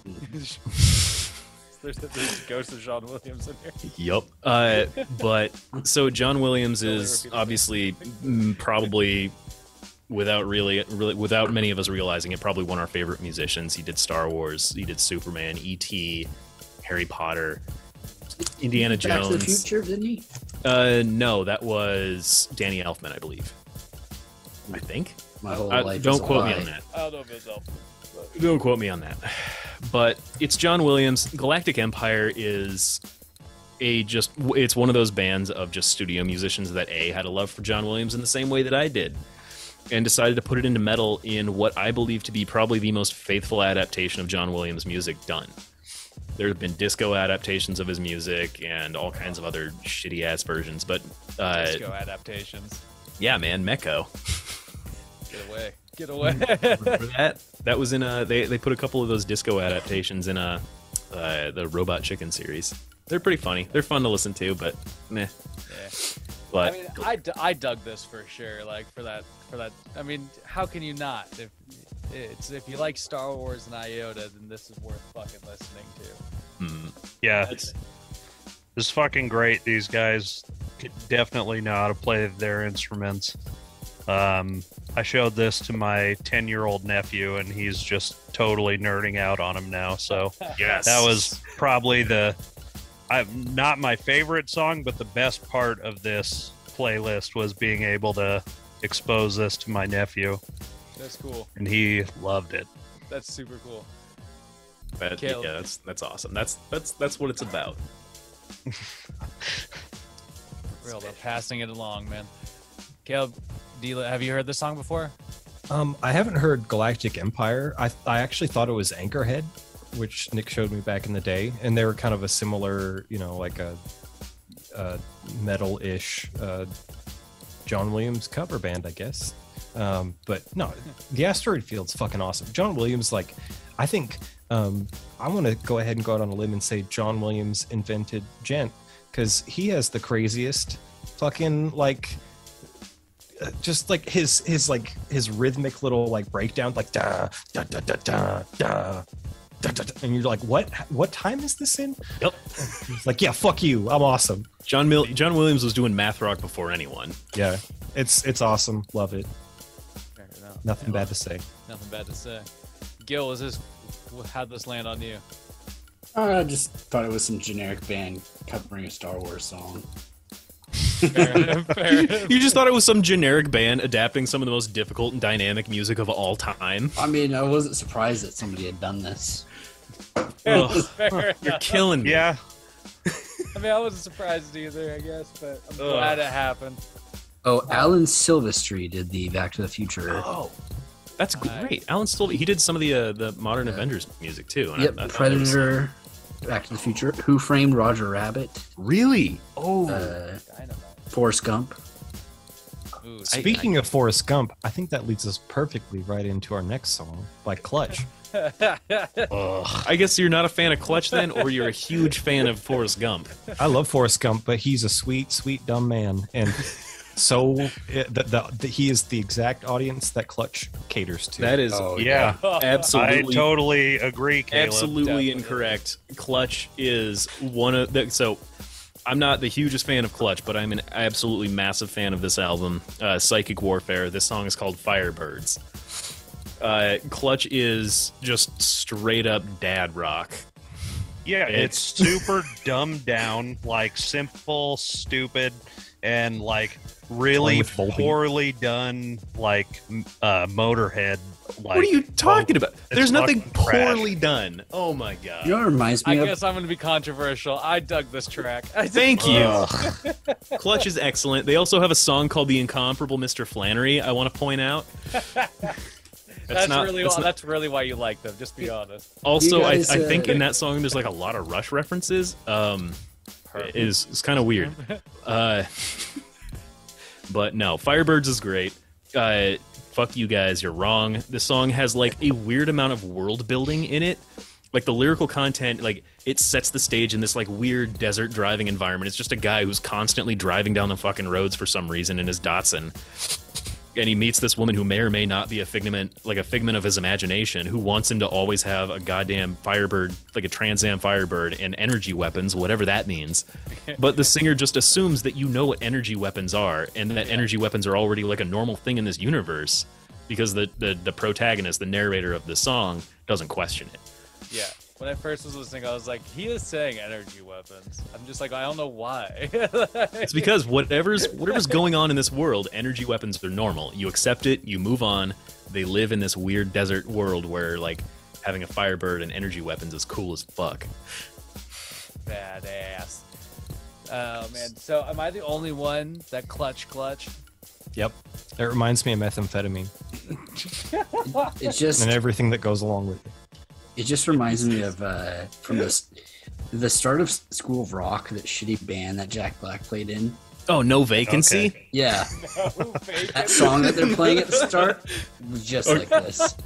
That A, that song was cool as fuck. B, the singer of No Vacancy was Adam Pascal, like a celebrated Broadway singer who was like he was the lead in Rent for decades, I'm pretty sure. That song is Okay, the great. easiest This song still fucking sucks. No, you're Anyway, wrong. You guys are all completely wrong. This song is kick-ass, but I appreciate the vitriol. I appreciate the violence. That's what I came here today for. All right, Nick. So what's the next track on the list? Up next, we have Energia by Ruskaya. Energia. All right. This is... Settle I down. didn't manage to fit, like, a traditional ska song on my playlist, but I did manage to fit this fucking wild-ass ride of a weird song. Oh, it is a weird song. It is a weird... I don't mind some ska. This is... tasteful ska. This... But this is not in that direction. So. You're No. wrong. You're wrong. This song is the weird love child of, like, polka and ska So weird. and punk rock and just big hairy fucking Russian guys. This fucking song is badass, and I listened to it with my son, and we fucking basically have a circle pit in our front room every day. Dude, that's fucking cool. It is rad. That's fucking cool. Oh my god. So we first discovered this one because we were watching so they're on Napalm Records, and Napalm is excellent at managing their content on YouTube. We were probably watching like Rasputin by Tyr, like their take on, like Tyr's take on it, or we were watching Glory Hammer or Ailstorm, any one of the number of like Napalm Records bands that all are just in this general atmosphere of weird European shit. And Ruskaya came on, and their music video isn't even like a normal music video. It looks like old Soviet-era cartoon propaganda. And we were just so goddamn confused listening to this hype-ass fucking song, watching these cartoons, and we're just like, what the fuck is this? And we just kept playing it over and over again. It's great. I still listen to this song. It gets me hype as hell. They have another song called Autodrome. Man. I have been. I'm long live... I've not been indoctrinated very well. I can't think of a You're like that Soviet dictator. Stalin Stalin or Lenin? Yeah. Putin, go get him, guy. Yeah. Way to go. Way to go. Caleb, what do you think? Yeah, this is your most hated genre. Sure. It was really hard for me to. Don't make Gil get that out again. It was hard for me to choose which one I hated more between this and Frightened Rabbit. It's a close tie, maybe. But it's everything you just described. It's ska, it's punk, it's polka. Go fuck yourself. So I think like.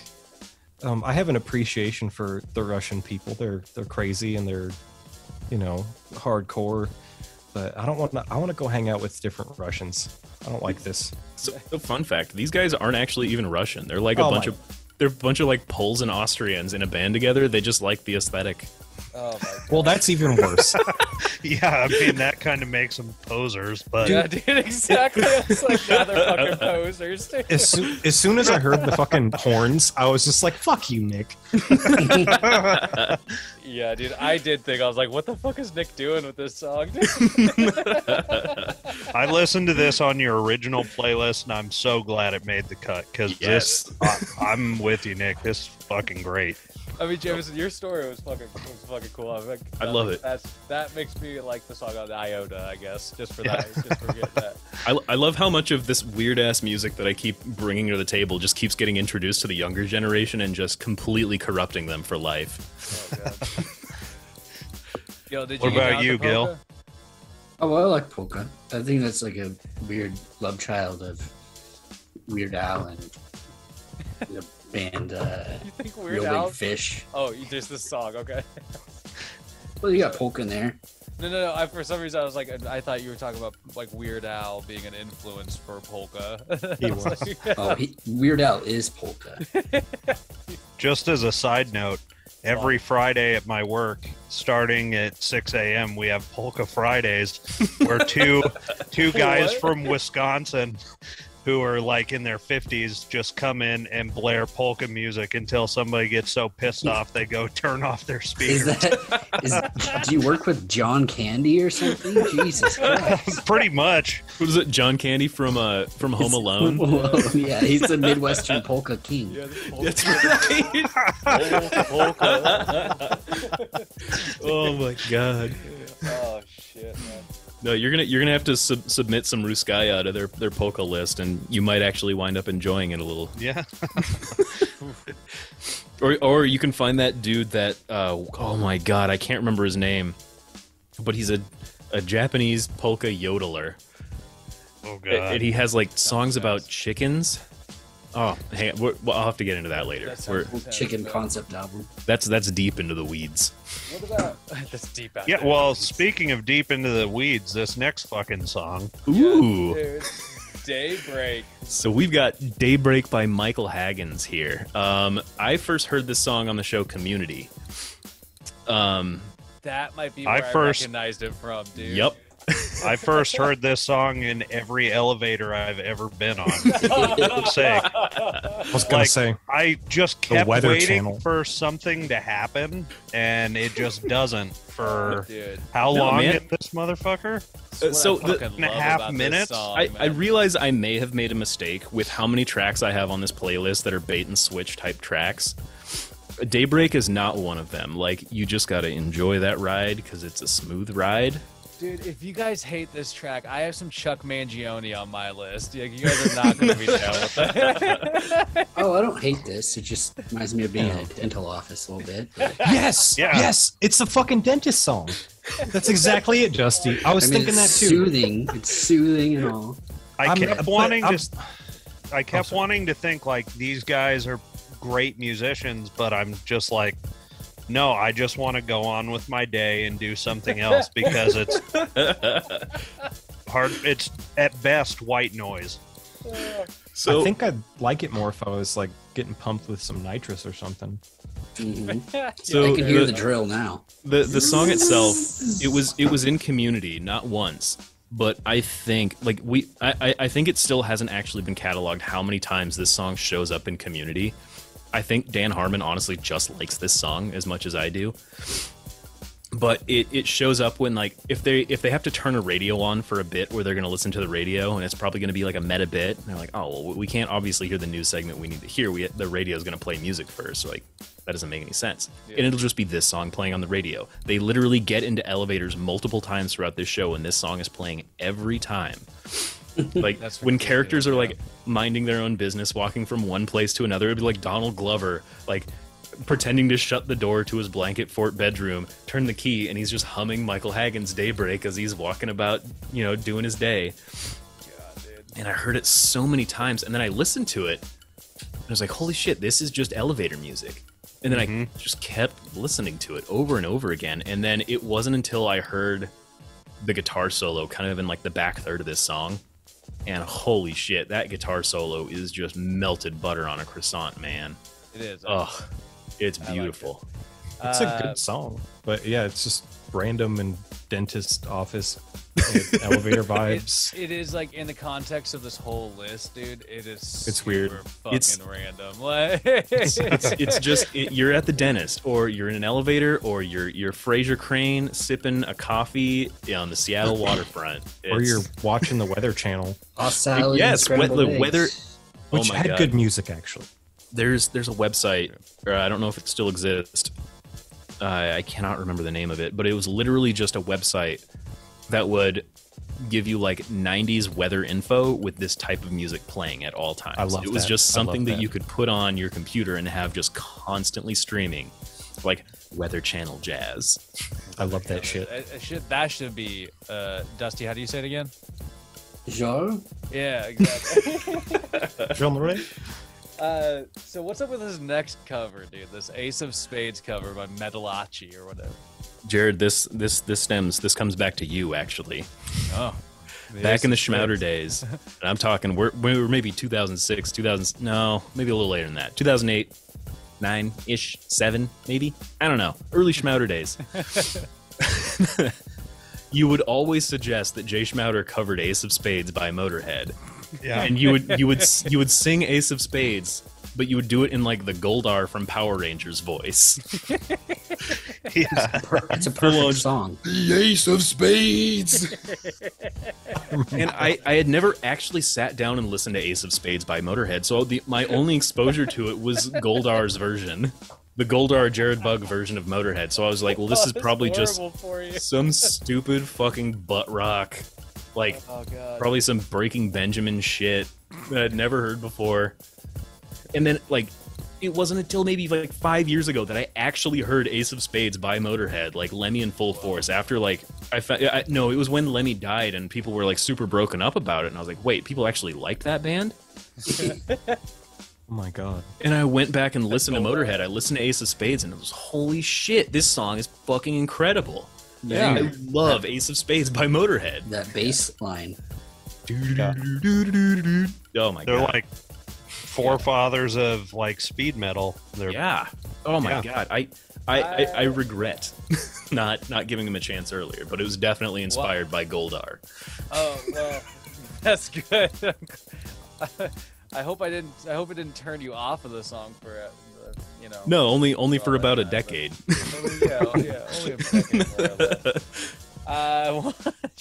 But this, we're not talking about Motorhead right now. I just realized I went off on a tangent. We're talking about Metalachi. This is true.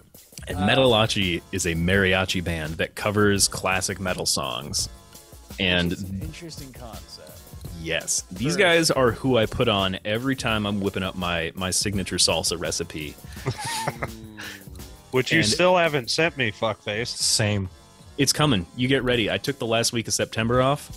I'm bringing maybe 2 batches. You're not gonna shit comfortably for a week. God damn. Okay, I'll whip up some salsa too. No, you're not. You're gonna go buy Pace Picante from the store. I'm not gonna buy Pace Picante. Yes, you will. I know you. You taunt me. I get that at Costco. The 2 packets, very affordable.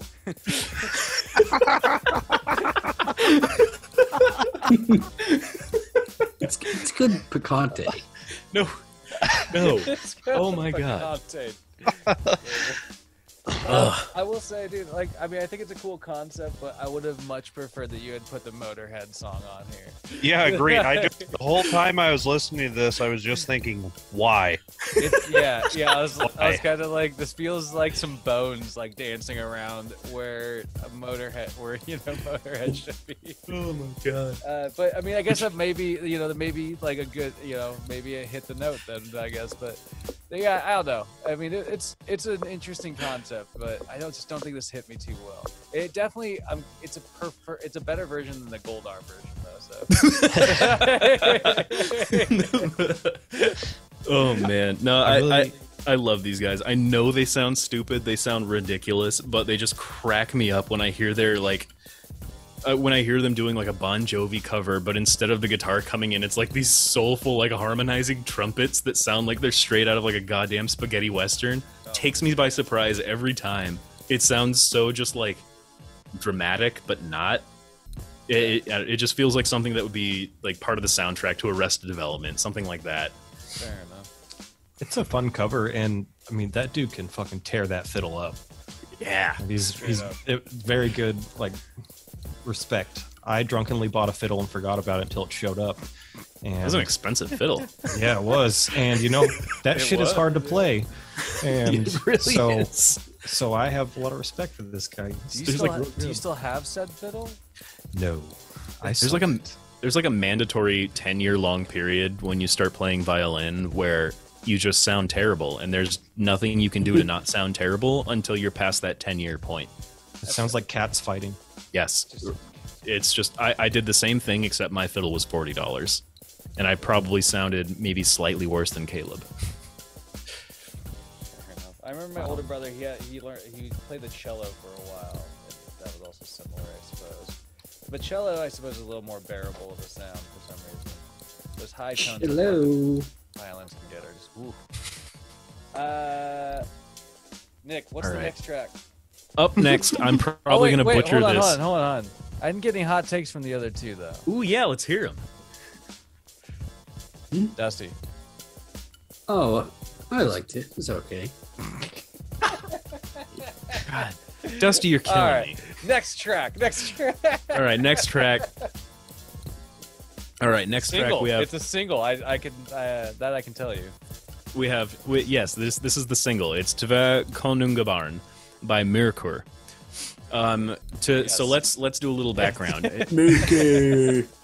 Mirkur is black speech for darkness. No, that's Burzum. Mirkur. What is Mirkur? I don't know. I don't remember what Mirkur is. I'm pretty sure it's from Lord of the Rings somehow or another. You're mispronouncing Mordor, yeah. No, Mordor is something else. Murder. Fuck. If you say Anyway, go on. Yeah, anyways, do you guys remember the Lonely Island track that Michael Bolton did? The Jack Sparrow song? Oh, yeah. No. Yeah. Yes, you do. Caleb. But so it's Michael Bolton. He obviously he can't keep his attention span for the club banger that they're trying to make, and he keeps he keeps going on tangents about Jack Sparrow. But during one of the parts of that song, he's himself as Forrest Gump, which I feel like we foreshadowed Forrest Gump earlier.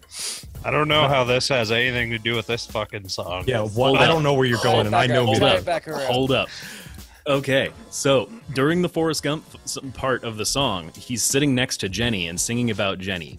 And the model who is sitting on the bench with him playing Jenny in that scene is a woman named Amelie Brun, a Danish model, singer-songwriter who has a black metal side project called Mirkur.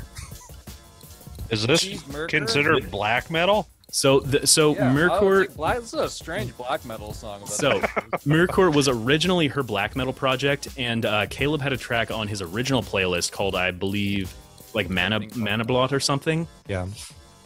And that was one of her black metal tracks. Eventually, she just kind of evolved away from that and started doing like kind of traditional folk things because she's also a traditional nyckelharpa player, and a nyckelharpa is a Swedish keyed fiddle. It's a bowed instrument which has these like wooden clanky keys to it that fret the strings. Yeah.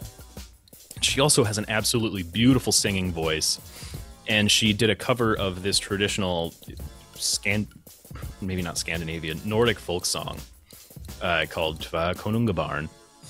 And I find it to be a very haunting track. It's a very excellent example when I show people what a nyckelharpa is.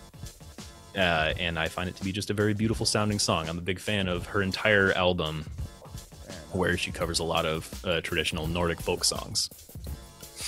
Gil, would you listen to this song at the gym? No.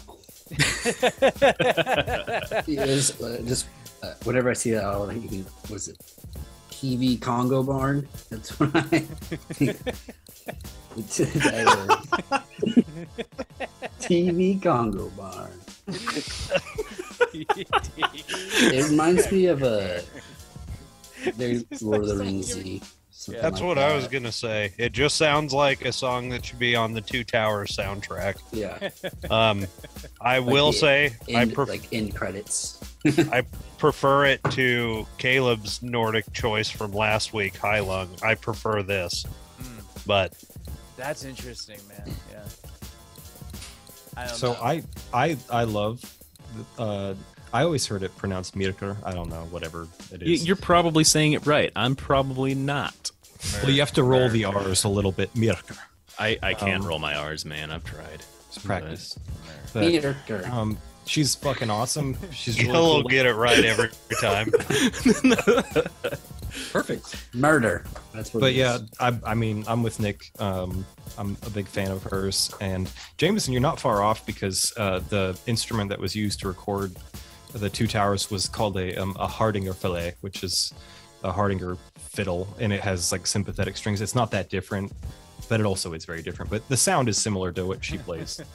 And yeah, it's a fucking banger. And Yeah, I don't know if it's a fucking banger. Dude. Hey, I hey, don't have anything against it. Like, it's just I'm not like. I mean, who's like? she makes music with her husband, and she has a little son For named some Ollie, reason, and they're so this is- cute. Great. This is the second week in a row that you've brought up banger. they make music with their husband. I don't give a fuck. I think it's sweet. I mean, I think it's cool too. But I'm gonna have to side with Jared on this one. Like, this is not a banger by definition of a banger. For me, Like- it it is. is, but it is like- somehow in your bangers list, right? Like, yeah. Well, I named the list bangers for Bug without any forethought whatsoever. Fair enough. Fair enough. Well, You go from elevator music to the this. next song, Shit we slaps.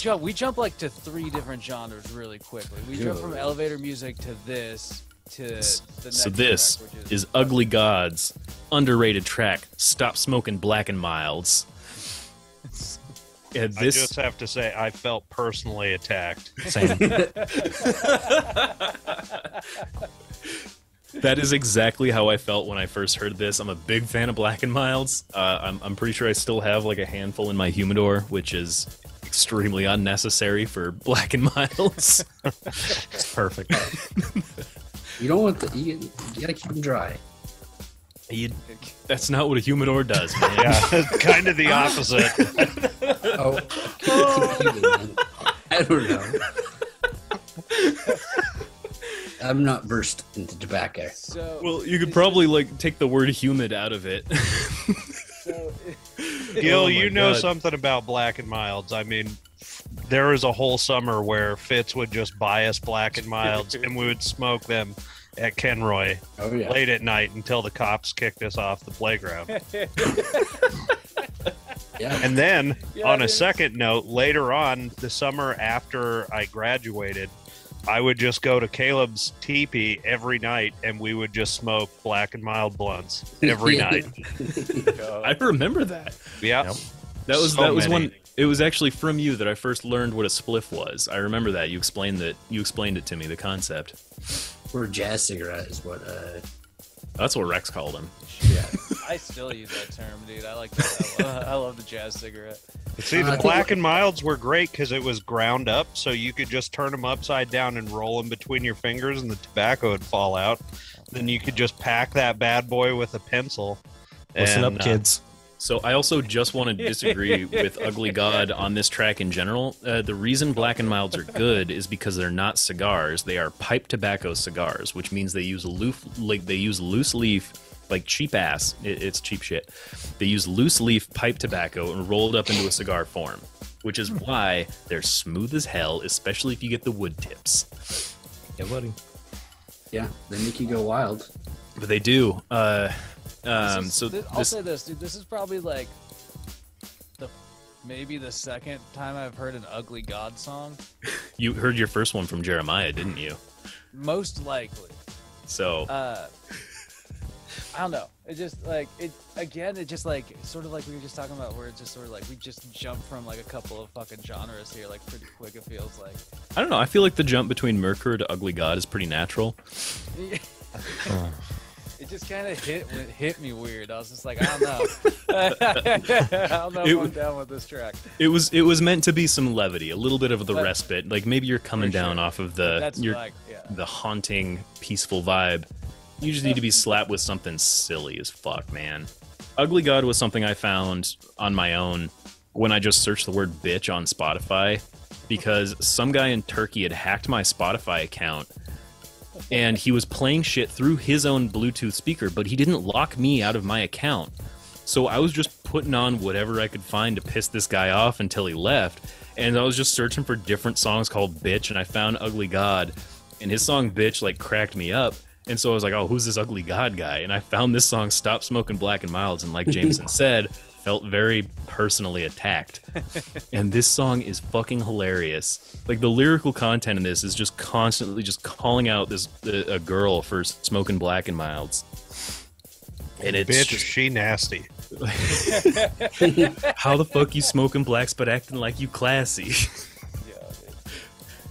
I don't know. You got roaches in your house with your crusty ass. How'd this hit with everybody else? Nice James, change up. It was a nice change up for you, Gil. Yeah, I'm down with it. Fair enough. Caleb doesn't seem No, so. no. Right. This is this fuck yeah. This type of music is this genre of music is my all-time least favorite ever.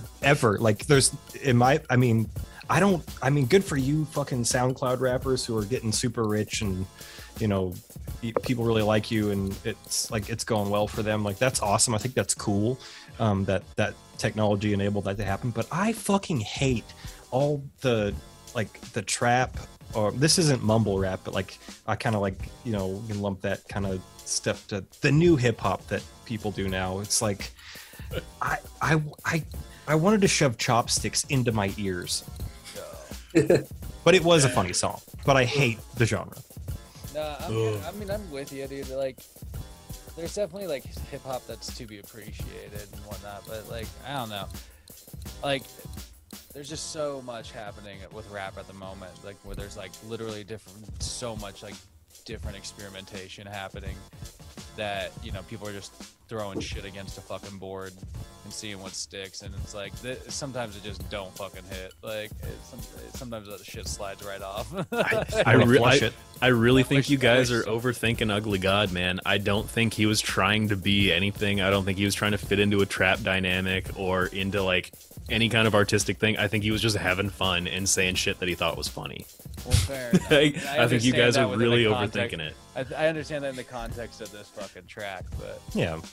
I mean, his whole album is exactly like this too. Like, his single off this album is called Water. It doesn't make any fucking sense, but throughout the entire music video, he's wearing a shirt he's wearing a black t-shirt within big white bold fucking letters just says the word hentai. Sexy. That doesn't make me like him anymore. It makes me like him a lot. Like, he's funny. clearly not taking what he's doing seriously. well, that's good. He's just having fun with it. Well, that I can agree with, man. Talking about things I can't take seriously, how about the next song? Oh, the next song. I am a massive fan. Oh, we're gonna get your hot take later, but I'm a massive fan of synthwave. Caleb and I have this band in common. He had it on his playlist. This is Oh wait, no, it's not. Oh my god, this is a different song entirely. I got ahead of myself. So this is Dance with the Dead and Scandroid. So Scandroid wrote the original song called Neo Tokyo, and Dance with the Dead did this remix of that song. And these are two synthwave artists with very different styles. I love this song. It has this sort of 80s... Oh my god, I hate using this word to describe this, but now what we perceive to be cyberpunk is also classified as retro-futuristic. Whoa. Yeah, doesn't that fuck you up a little bit? Getting out in the weeds there. No, I understand what you're saying. retrofuturism would be like Tomorrowland, like what the 50s thought the future would be like the Jetsons, you know. But cyberpunk, as we understand it, like Escape from New York, like Blade Runner, like all takes place in like the mid 2000s. Yeah. So now what we perceive to be cyberpunk, like what this is kind of emulating, would also fit the definition of retrofuturism because it is a past generation's vision of the future that never actually happened, what we should currently be living by their expectations, but we're not. Dude. I don't even know where my mind's at after that. You guys are way too high for this, man. I'm following you. I'm trying to catch up with the train of thought, man. I'm lost in time and space. I wish... Seriously, though, dude, like, I actually love this track. Just throwing that out there. I wish this had been the mid 2000s. Like, if we had been, you know, jamming some of this kind of stuff instead of all the emo kids, Yeah. I'd been a lot happier because I really like this shit. I mean, as much as I love the emo kid generation, I mean, I kind of am one of them. But I mean, I had the same experience as Jameson, where obviously I'm never going to admit to liking that when I clearly did. We were all there. But there's always going to be that part of me that loves the fantastical element, like this super neon aesthetic, like the technology dominating our lives. Everything's nighttime all the time for like no reason. Yeah, just to justify the neon. Yep. Yeah. Oh yeah. That's why. Yeah, I dug it. Jameson, what did like? Yeah, I mean, like I can't really take it seriously, but I don't have strong feelings about it. It's just kind of like, meh. Did you listen to the whole thing? Yeah. Okay. Fair enough. Like I was gonna say, like, I mean, yeah, I don't know. Like I jammed through it, and I was just like, damn, that's one I'm gonna go back for. But did you go? Like, did anybody else go back for it? Like, was that like a one that stuck out notably to anybody else? No, I've been back. No, It's not for me. That's The all solo's cool. I like the solo. That's about it. I mean, I love this shit.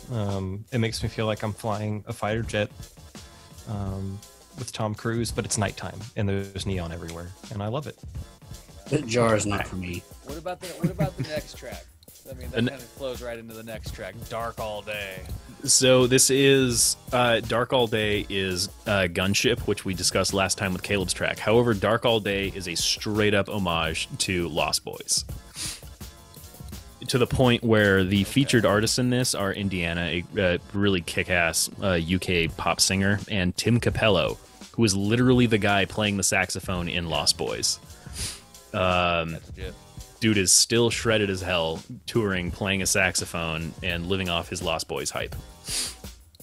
Yeah, I wanted to hate this, but I mean, I have to.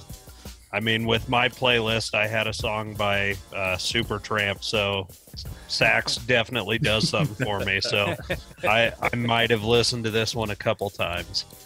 So for this one, I do have to preface this by saying that if you're not watching the music video for it, you're missing out on like maybe a third of like the enjoyment of this song. This has some absolutely outstanding like 2D type animation with just references to all of the biggest like cult vampire hits of the 80s and 90s. I mean, there's like Blade references in there, Buffy, obviously Lost Boys. The entire song's about the Lost Boys. And then a couple other like random ass references. Oh, it's great. And then it switches right about halfway through and goes full live action, shows you the band, what they're doing. It's an absolute killer transition. I love this song. This entire album is absolutely outstanding. Yeah. It's synthwave. I'm working on a synthwave EP. Obviously, I like this genre. Hashtag string lights. Hashtag string lights. You guys just wait. I took the last week of September off. Hopefully, I'll actually finish a song. Maybe I'll finish my EP at some point.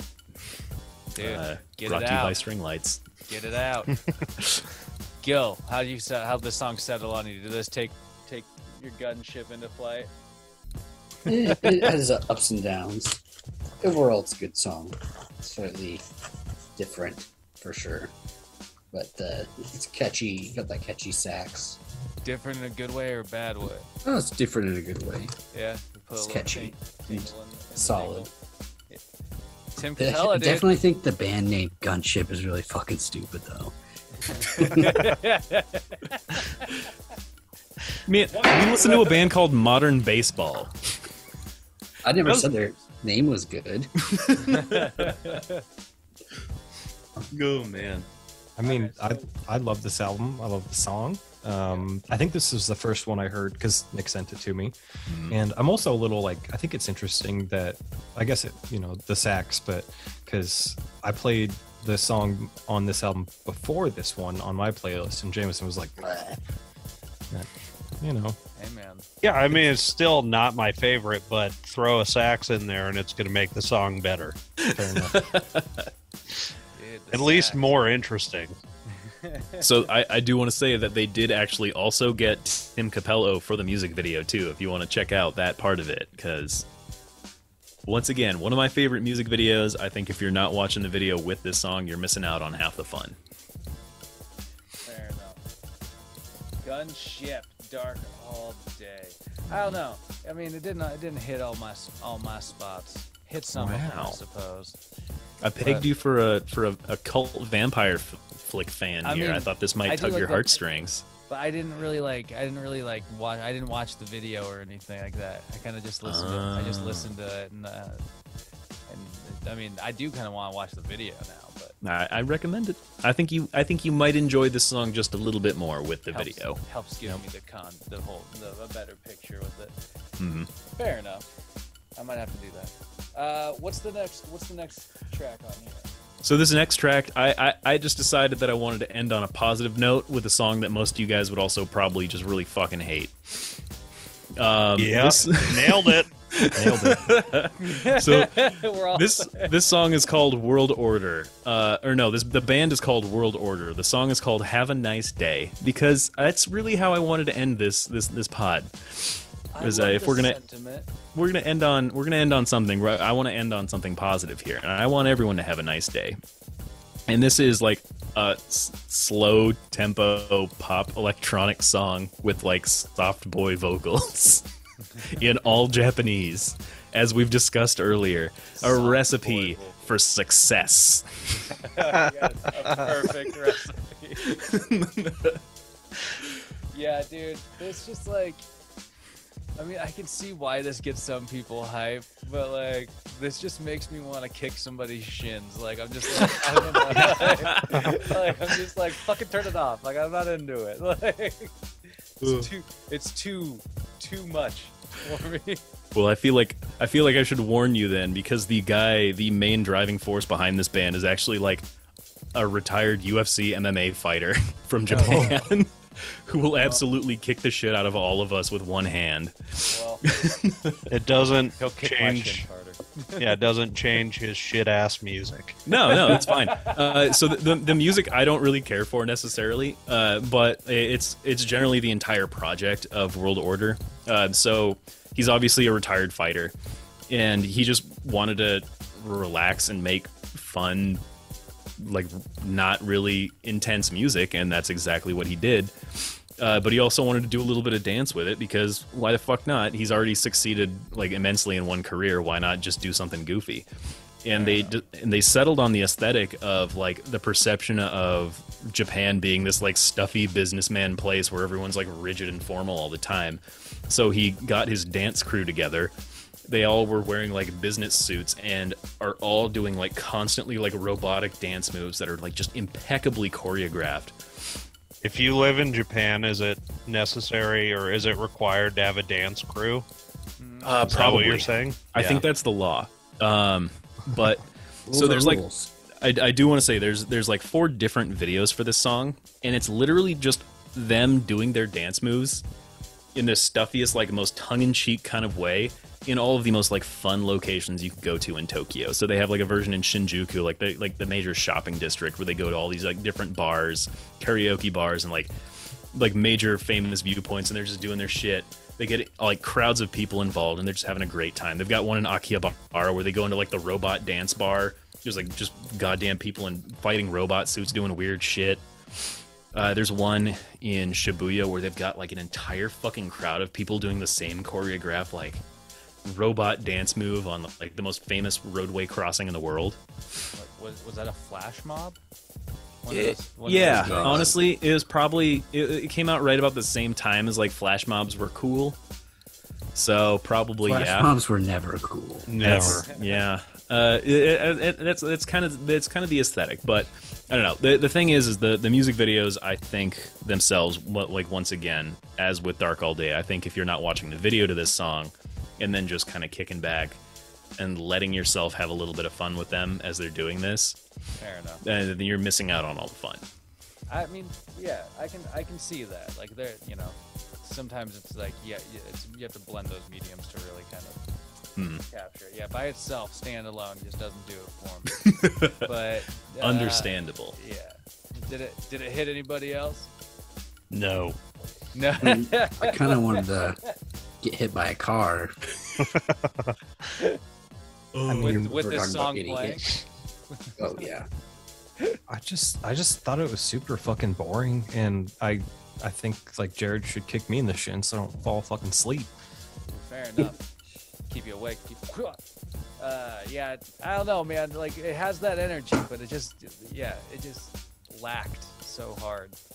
I have accomplished my goal.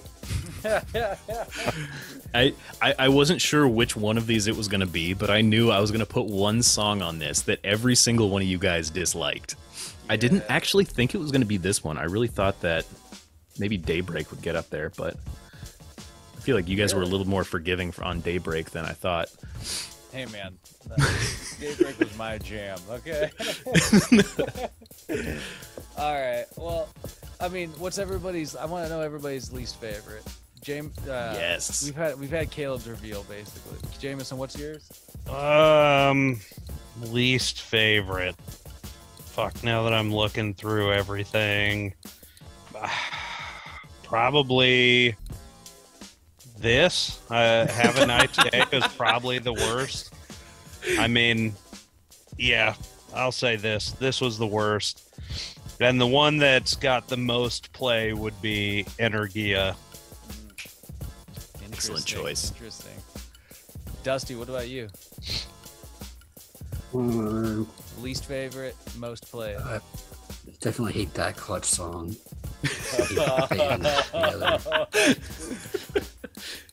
They're just a shit band. Just that genre. They're really not. There's no. It's just, I'll shut up. I just like white trash listening to it. You and your mother are fucking hillbillies. But I like the Goblin King's a good one. Solid.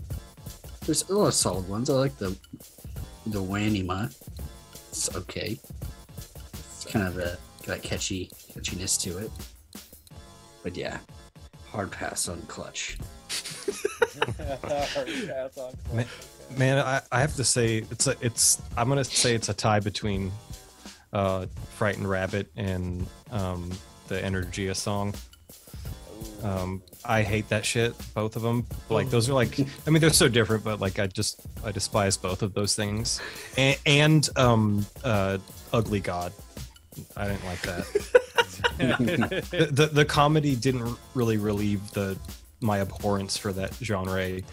And then my favorite actually kind of surprised me. It was the Steven Toronto. I thought that was awesome. I really like that. I'm gonna check him out some more. His whole album is exactly on the level with that song, so definitely worth checking out. I mean, I have to, obviously I would always pick Periphery. They're one of my favorite bands, but that's too easy, so let's go with Steven. Steven. Yeah, I mean, for me, I think my least favorite was probably, I'm going to be controversial here, Silverstein. Wow. Yeah. Surprising. Get him. It just didn't. It didn't scratch my itch as much as I wanted. I want to check out. I want to follow up the intervals. I think, but do that. No, like it was just. I think I'll have. Note. I'd say like my most played was definitely Glory Hammer out of this. Like it just for some reason it just like I don't know. I was just into it. Maybe I'm in a particular sci-fi mood this week or something. I don't know. It's great.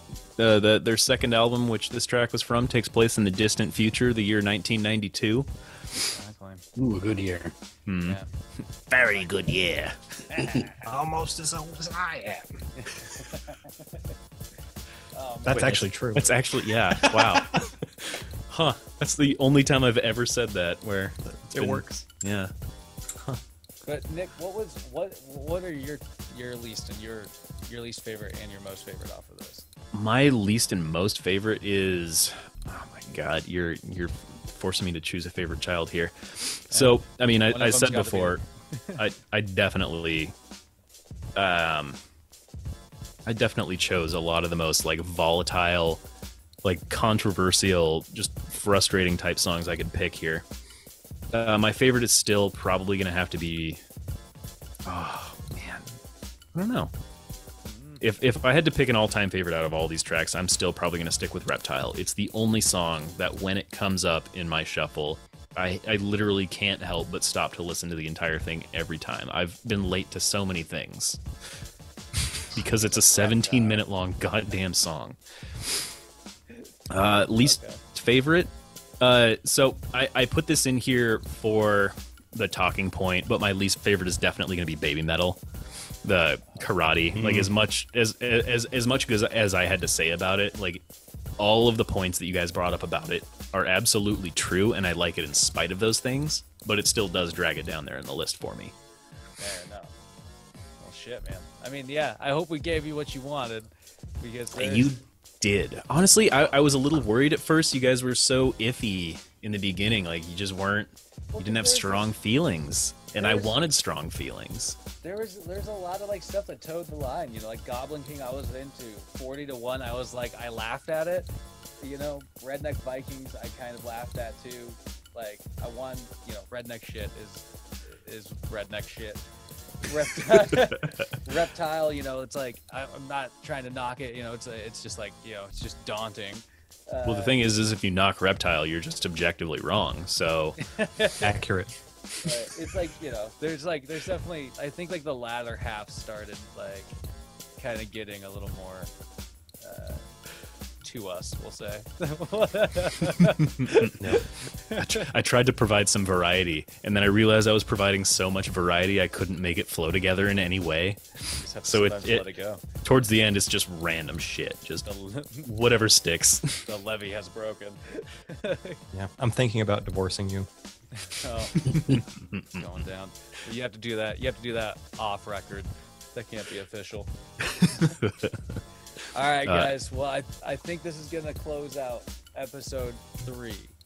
So as episode 3 ends, who do we get next? Is it you, Jared, or is it going to be Mr. Gill? We're gonna find out here. Gil, how close is your podcast? Is your playlist? Oh, it's pretty much done. I know that Caleb's gonna hate it, so I'm sure there'll be some takes on that. All right, I can't wait. I think we should roll with that because I got like I've been trying to like sort out mine. I'm being way too finicky with it, I think. But Dusty, I was pretty excited about it, and I got more excited when I heard you put Front Bottoms on there, one of my all-time least favorite bands. Dude, I think you literally were like rubbing your hands together. I was. I have some things to say about the Front Bottoms, man. Oh my god! All right, all conjecture, all opinion. We'll say them on episode 4. So I hope the hot dogs. I hope you enjoyed this. I hope you guys had a good time fucking bantering about this weird mix of music you presented us, Nick. But I appreciate you putting it together, man. You definitely introduced me to some random stuff I haven't heard. So. That was certainly the goal. Yeah, no offense to Caleb, but I got more stuff on this list that I'll listen to again than off of Caleb's. I'm genuinely surprised at that. I definitely was throwing weird shit at the wall just to irritate you guys. All right. Well, everybody's got to think of a word. I got mine in mind. Jameson, you got to think of a word. Adios. Caleb. Marsupial. Nick. Borscht. Dusty. Skeet. Adios, marsupial borscht skeet. Born? So that's it, folks. It's a good skeet flavored borscht. Yo.